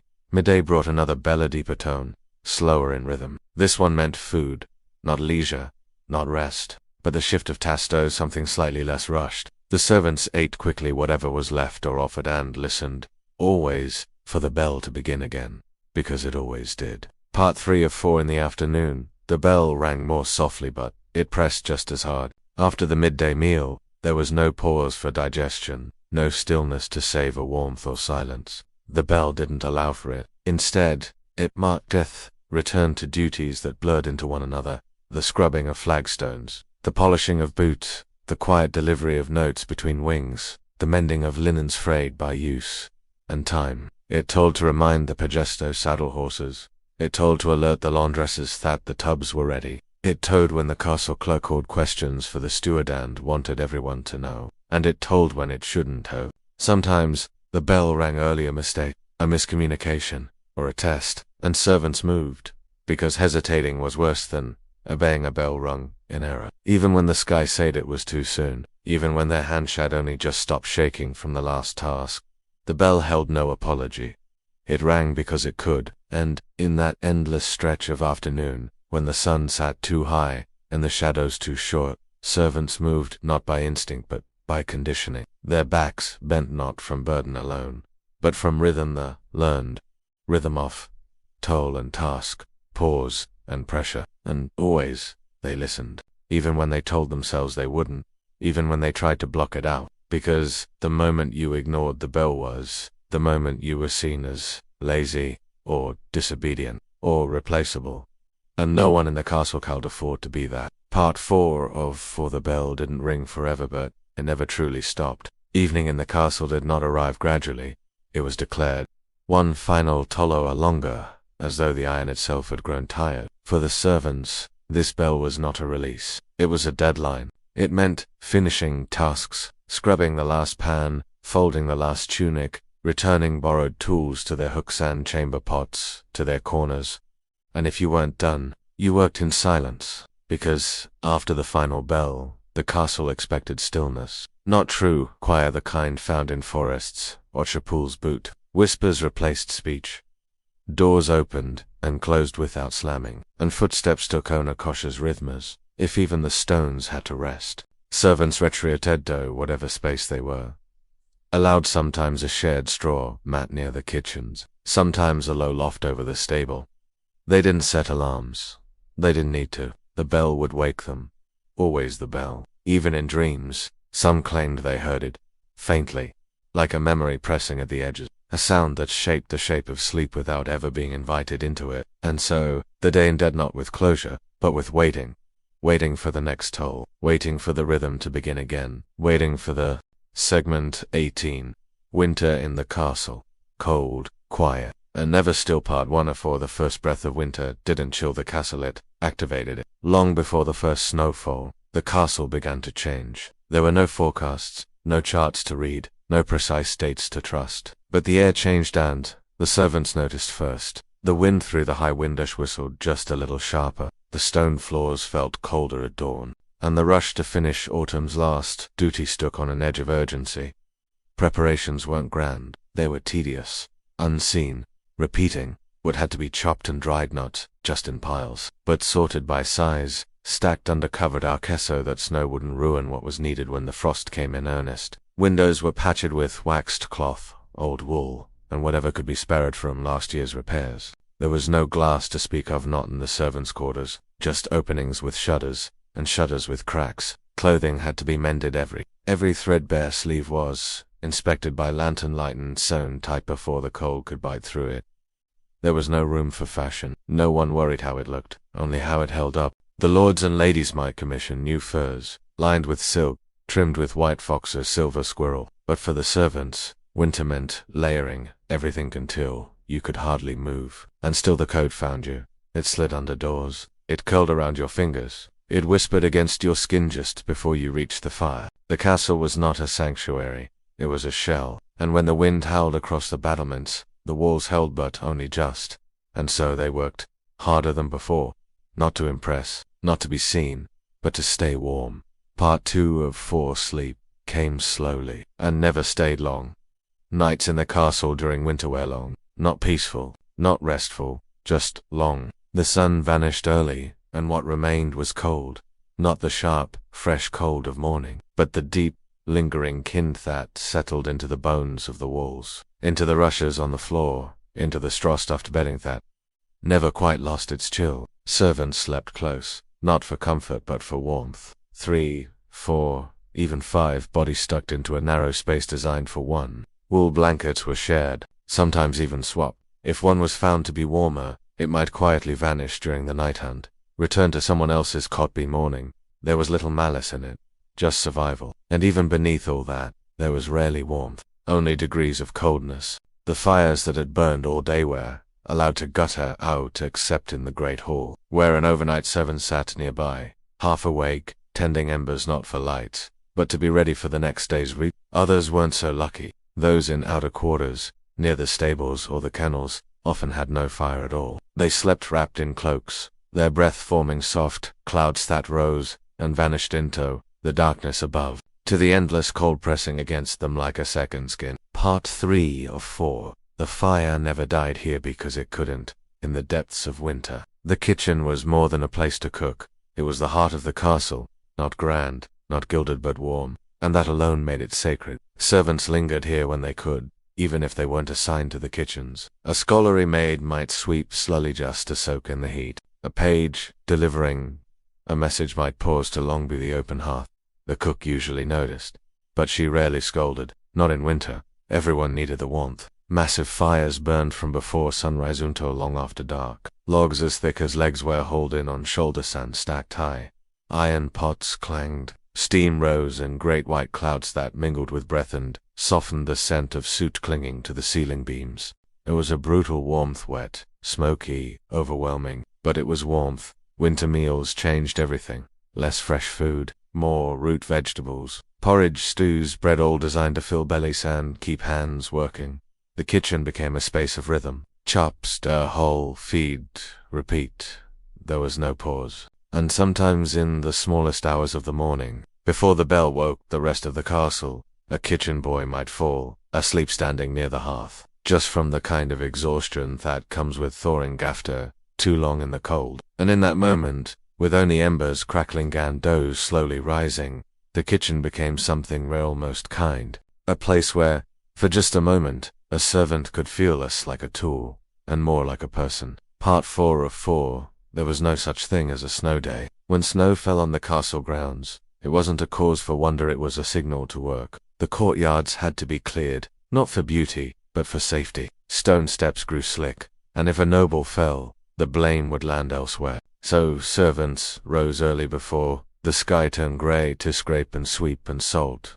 Wooden shovels in numb hands, frost clinging to their eyebrows. The snow didn't come once, it came again and again. And each time, the routine repeated. Fires had to be relit. Sometimes in chambers that had gone unused for days. Ash had to be hauled out in bouquets to keep flues from clogging. Soot collected on sleeves, in noses, between teeth. And there were the sick. Winter brought more than snow. It brought coughs, fevers, and weakness that settled deep. There was no true medicine, just boiled water, rest if you were lucky, and herbs from the storeroom if they hadn't spoiled. Servants didn't stop working when they were sick. They slowed, but they worked, unless they couldn't. And then someone else was pulled in to cover. No discussion. No thanks. Just another body in motion. And always the cold. Even in the chapel. Even in the stillness of prayer. Your breath still misted. Your fingers still ached. The walls of the castle were not protection. They were stone. And stone keeps the cold long after the air has turned. Segment 19. Shoes, laces, and laundry. The servants who kept people presentable. Part 1 of 4. One noticed when everything was perfect, but everyone noticed when it was empty. In a royal castle, appearances mattered, not just for the nobles, but for the servants who dressed them. Clothes weren't just garments, they were signals of wealth, of order, of power, and for every sleeve that hung just right, for every tunic that showed no crease, there was a servant behind the scene with sore fingers and tired eyes. Most began before sunrise, with piles of clothing heaped near the hearth to soften the chill. Wool cloaks, linen shifts, stiff leather boots, all had to be cleaned, pressed, and mended before the noble ever stirred. Washing itself was an ordeal. There were no soaps in neat bottles, no spinning tubs, just heavy basins, lumpy blocks of lye, and endless hauling of water. Hot water, if you were lucky. Cold, if you weren't. Linen was scrubbed against board suntal.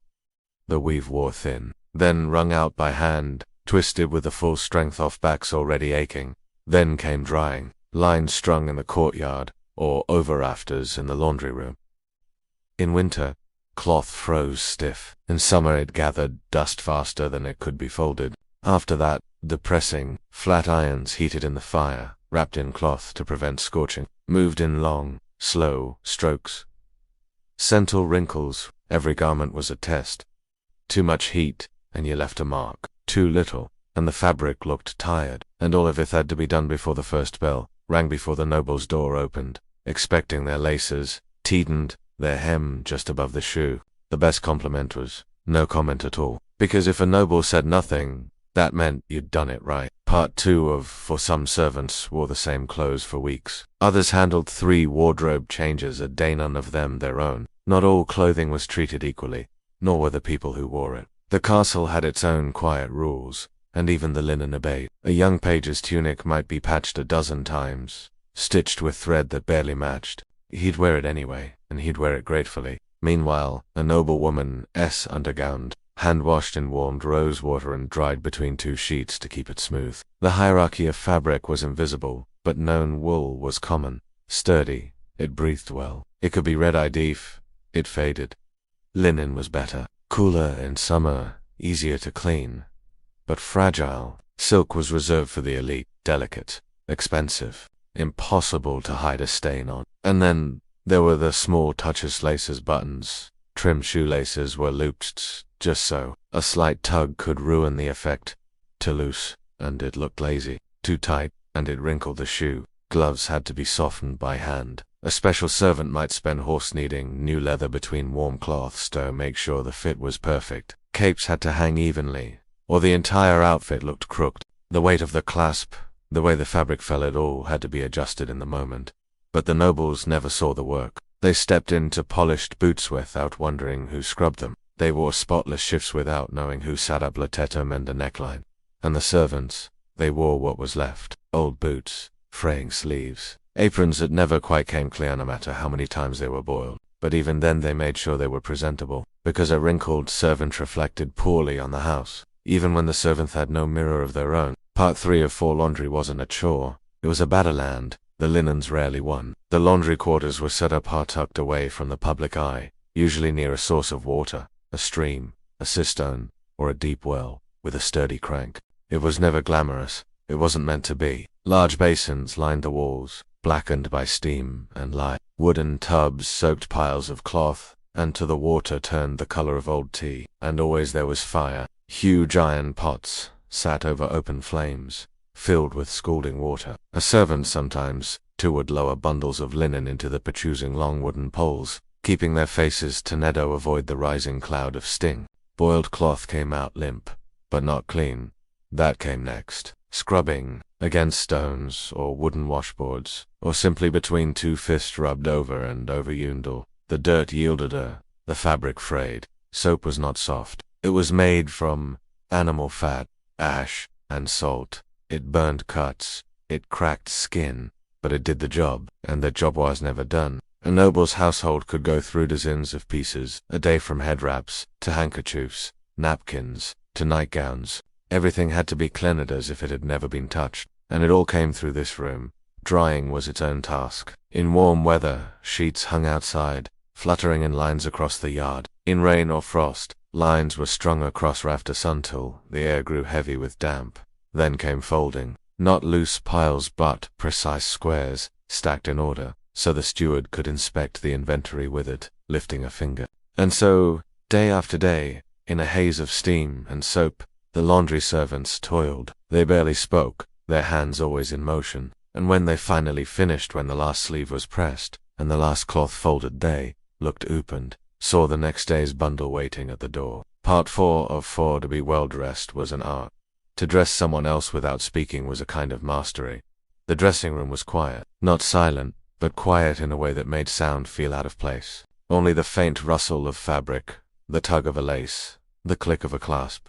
Servants did not speak unless spoken to. They knew their place and they knew their nobles were better than their own. Each noble had their preferences, a favorite shift, a looser sleeve, a clasp that never sat quite rightness, adjusted just so. And the dresser, the chambermaid, the valet, the attendant memorized it all. It began with soft linens, already warmed by the fire, pulled gently over the head, settled onto shoulders, tied in the back with quick fingers, then hose, rolled tight and drawn up like second skin, secured with garters that sat just snug enough to stay, but not enough to leave a mark. Then came the outer garments, gowns, doublets, jerkins, heavy, tailored, often embroidered, and always layered. Lacing was slow and rhythmic, cross-pull, like breathing. Buttons were fastened from behind, often without the noble turning. They would stand, arms out slightly, as the servant worked downward, counting by feel. Sometimes the noble spoke, idle musings, instructions for the day, rarely a thank you. Sometimes they said nothing at all. Shoes were last, polished until the leather gleamed, fitted to the foot with care, then tied with a bow that would hold just long in auto, walk into the next room and be admired. Then the servant stepped back, hands behind their back, eyes low, ready to adjust a hem, fetch a forgotten glove, or disappear altogether. Because once the noble was dressed, the work was meant to vanish, not just the hands that had tied the sash, but the labor itself, the washing, the scrubbing, the ironing. Gone, as if the clothes had always been perfect, as if no one had ever touched them, and that was the mark of a job well done. Segment 20. The castle's gardeners. Soil, seasons, and silence. Part 1 of 4. They worked while the world looked away until the world needed beauty, or food, or herbs for a noble's cough. The castle's power sat on stone, but its breath came from the gardens. Not just the ones for pleasure with their trellises and fountains, but the humble plots tucked behind kitchens, the rows behind the walls, the corners where soil met spade. The gardeners knew every inch of those places. They knew when the frost would break just by the scent of the dirt. They knew when a leaf yellowed from thirst, and when it yellowed from too much sun. They began their day before most rose, not because they were ordered, but because the plants didn't wait. Hands wrapped in cloth, feet damp from dew, they knelt before the morning fog had lifted clearing brush, turning soil, trimming back life dough. There was no glory in it, no reward beyond the rhythm. But they were noticed when they weren't there, when the herbs ran out, when the flowers wilted, when the salad greens in the kitchen were to fill the trenches. Then someone would say, "Where is the gardener?" as if they had not always been there, shaping the silence. They worked in tune with the seasons, not the clock. The light told them when to start, the sky told them when to rest. They spoke rarely while working, not out of solemnity but because they knew the sound of snapping stems, the gentle lift of turned loam, was more than enough company. In spring they planted, in summer they tended, in autumn they harvested, and in winter they repaired.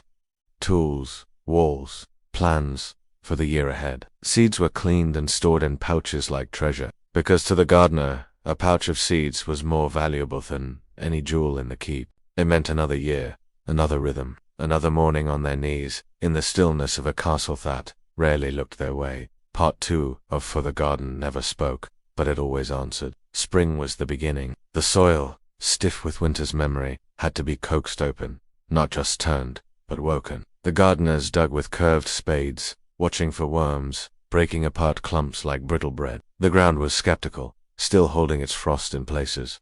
But they knew when it was ready. They always did. They sowed the first seeds in neat lines. Parsley, sage, onions, leeks not for display, but for meals. Medicinals, too. Yarrow, the herbs that would find their way into broths and poultices before the year was through. And flowers, always flowers. Calendula for healing, lavender for bedding, roses. Because the lady of the house might ask for a 9. The depth of July summer brought sweat. Endless weeding, watering in the dim morning hour sand. Again before dusk, the castle might complain of flies and heat, but in the garden, summer was when things made sense. The sun marked time, the bees gave approval, and the green kept spreading. The kitchen boys would come at noon to snatch heads of lettuce, handfuls of mint, a bundle of chives, rarely a thank you, but the gardeners didn't expect one. They watched storms on the horizon with concern, not fear. A bad rain could flatten a month's worth of care. A hailstorm could leave scars that would be blamed on them. Then came autumn, the gathering, not just fruits and vegetables, though. There were apples, plums, turnips, beans, but seeds. They dried them in trays, sorted them by hand, tucked them into cloth packer sand, stored them in drawers. That was the real harvest. The promise of return.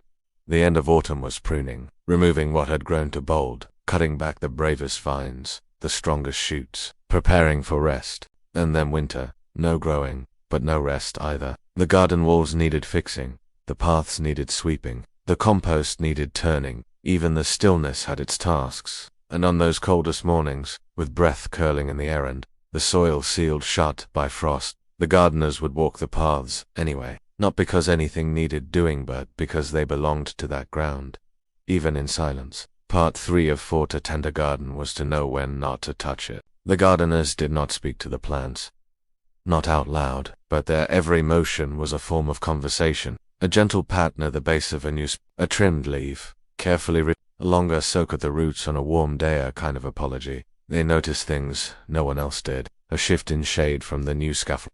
The soil drying faster after the trees were trimmed. The smell of too much damp near the cabbages, a warning of rot to come. And still, no one asked them how they knew. When a noble wanted a rose bloom for a feast, it was ready. When the apothecary needed sage for a tonic, the leaves were already clipped and drying. When the lady of the house passed through the garden on a quiet evening stroll, she never tripped. The path had been cleared that morning. The gardeners were invisible, until they weren't. And though few thanked them, they carried a kind of secret pride, the pride of making things grow in a place built to dominate. They knew the names of every plant, though they rarely said them. Not just the Latin ones from dusty books, but the old names, the local ones. Names that held stories: bony knit, heartsease, lambs, ears, they planted for the eyes, for the stomach, and for the lungs. Some plants drew insects away from the kitchens. Others scented the air near latrines. Some, grown low and thick, kept weeds at bay near the paths. Their beauty was practical, and sometimes, just sometimes, a gardener would pause before pulling a weed, because the way it curled reminded them of something, a shape from a dream, a gesture of someone now gone, and they'd leave it just for a day. The plants didn't notice, but the gardener did, and that was enough. Part 4 of For Their Footsteps were soft, but their presence grew everywhere. A gardener rarely stayed in the garden. Their work stretched across the castle like vines that no one noticed until they vanished. In the kitchen, their bundles arrived wrapped in cloth, herbs, greens, roots still dusted in soil. The cooks barely looked at them, only grunted if something was missing. But if the thyme was too woody or the mint too sparse, someone would come looking. In the still room, they delivered medicinal herbs for the healer or steward, not just the obvious ones but the quiet companions to illness, chamomile for sleep, lemon balm for restlessness, marigold petals dried in jars, waiting to soothe wounds or brighten a dreary broth. In the chapel, they cut flowers for holy days, sometimes by candlelight, quietly choosing stems that bent just so, not too tall, not too short, not too fragrant. They knew which flowers faded quickly, which held their color, which dried into silence without losing their grace. And then there were the bees. Many castles kept hives, and it was the gardener, not the lord, who tended them. They smoked the hives gently, spoke in low voices, and collected wax that would light 100 winter evenings. Their honey sweetened the table, their wax lit the chapel, their bees pollinated the garden. It was all connected, and yet the gardener remained on the edge of recognition, rarely named, rarely thanked. But when a feast went smoothly, when a prayer smelled faintly of lavender, when the noble lady sighed contentedly at her window because the roses had bloomed, the gardener knew they had done enough. And when the frost returned, coating the bare vines and silent beds, the gardener walked those paths again, touching the branches gently, whispering in motion what words could never quite say. Rest now, I'll see you in the spring. Segment 21. Bells, hourglasses, and time that wasn't yours. Living by the castle clock, part 1 of For the Hour. Didn't belong to you. It belonged to the castle. There was no wristwatch, no personal calendar, no smartphone tucked into a pocket to check the time. There were bells, and when the bell rang, you moved. The rhythm of castle life was not set by sunrise or hunger. It was set by duty, by the chapu's call to matins before dawn, by the toll that marked dinner at noon, by the peal of dusk that meant work was done or, at least, paused. For the servants, time was not a personal possession. It was something borrowed, rented from the lords and stewards who decided when things began, and when they were allowed to end. Most castles did not have elaborate clocks, but they had order, ritual, repetition. The cook knew how long a stew must simmer by minutes, but by the number of Avenue Maria's whisperadas she stirred. The laundress judged drying time by how far the sun had moved across the outer wall. The stable boy knew when to return the horsebackers. The shadow of the northern turreted a certain stone-eat, just the right hour. There were hourglasses, sometimes, usually in the hands of those with authority, used to time prayers, or to ensure a servant was not gone too long fetching water. You did not argue with the hour. You moved quickly or were noticed. Time did not belong to the servant, and yet they had a kind of relationship with it, one shaped by pattern, by listening, by feeling the day's breath in the way light hit the stairs. No one needed to say, "It is the 3rd hour." You simply knew it, because the scent of bread was strong in the halls, because the scribe had just passed by with his ink, because the lady's dog had begun barking for its daily stroll. Time was everywhere, but never yours, and still he lived within it, as surely as you lived within the stone walls themselves. Part 2 of For the Bell told you when to begin. The silence told you when you'd made a mistake. A servant's life was a sequence of rhythms, stacked one atop another not. Unlike the stones of the castle itself, each duty tethered to something greater, and rarely, if ever, to your own preference. There were the canonical hours, carried from the monastery and echoed within secular walls: matins, lauds, prime, terce, sext, nun, vespers, compline. You woke at the first bell, not because you were rested, but because it was time. You scrubbed the floors in time for prime, prepared the table by terce, served by sext, cleaned by nun. If you missed your cue, There was no second chance. The meal would be late, the chamber cold, the noble displeased, and time was never forgiving. There was no sleeping in, no waiting for motivation, no just 5 more minutes. Even your moments of rest were scheduled and watched. The steward knew exactly how long a servant could disappear before questions began to rise. And so you lived by anticipation, knowing when to be somewhere in it, because you were told, but because you knew it would happen if you weren't. The toll of time was physical. A tired back airing would up spiral stairs before the sun rose, eyes heavy, but hands still folding, laundry under a rushlight near midnight. Your thoughts were rarely your own, not when you were always calculating how long until the next bell. Is this chore taking too long? Will I be seen if I pause? And yet, you learned, not by numbers, but by repetition, a sort of muscle memory for time. You could feel when the day was nearly gone. You could predict how long water would boil be the chill in the corridor. And in that knowing, there was quiet skill, a kind of dignity in being able to move with the day, even when the day was never really yours. Part 3 of 4, even time, when mishandled, could turn against you. There were no second chances. A servant arriving 30 seconds too late might find the hallway empty, a noble already moved on. A task missed, an opportunity wasted. And the punishment was rarely loud, not a whipping, not a shouting match in the great hall. More often it was colder than that. A glare from the steward, a task quietly reassigned to someone else. Your name left off the next rotation of preferred duties.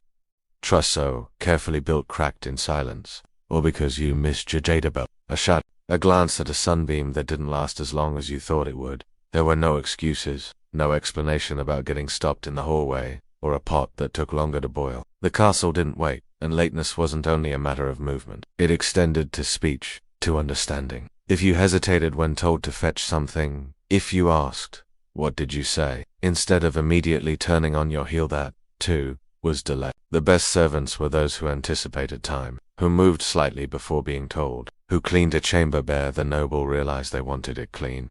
These servants were prized, trusted, given the better blankets, the warmer quarters, because they seemed to live in the future just far enough ahead to never be caught behind. But the cost of that anticipation was a kind of hut. Even in rest, your ears strained for bells, your eyes scanned the sky for the lengthening of shadows. A single moment of forgetfulness cowed, undue weeks of diligence. Time was not forgiving, and the castle was not patient. But still, you tried, because to keep pace meant you stayed. You were useful, you were safe, and sometimes, in those rare quiet moments when you completed your task precisely when the bell rang, or when you slipped into a hallway just before the noble called your name, you felt it, a tiny swell of pride. You had outrun time, just for a moment, and no one knew it but you. Part 4 of 4, in a world where every minute was accounted for, they found seconds that were not. Even within the rigid walls of castle time, servants learned where it cracked, where a few minutes could stretch, bend, soften. There were the in-between moments, those fleeting gaps between one task and the next. A maid might pause in the stairwell landing, just long enough to lean her forehead against the cold stone wall. 3 breaths, not more. A stable hand might take here deliberately slow, walk back from the lower pastures, just long enough to feel the sun on his face before the next bell called him in. The cook might sit, just for a moment, on the woodpile behind the kitchen, not to rest, but to listen to the birds. Were schedule ignored the chapel entirely. They didn't call it rebellion. There was no speech, no planning. But these tiny pauses, stretches of quiet were a way of saying, I am still here. Not just my hands, me.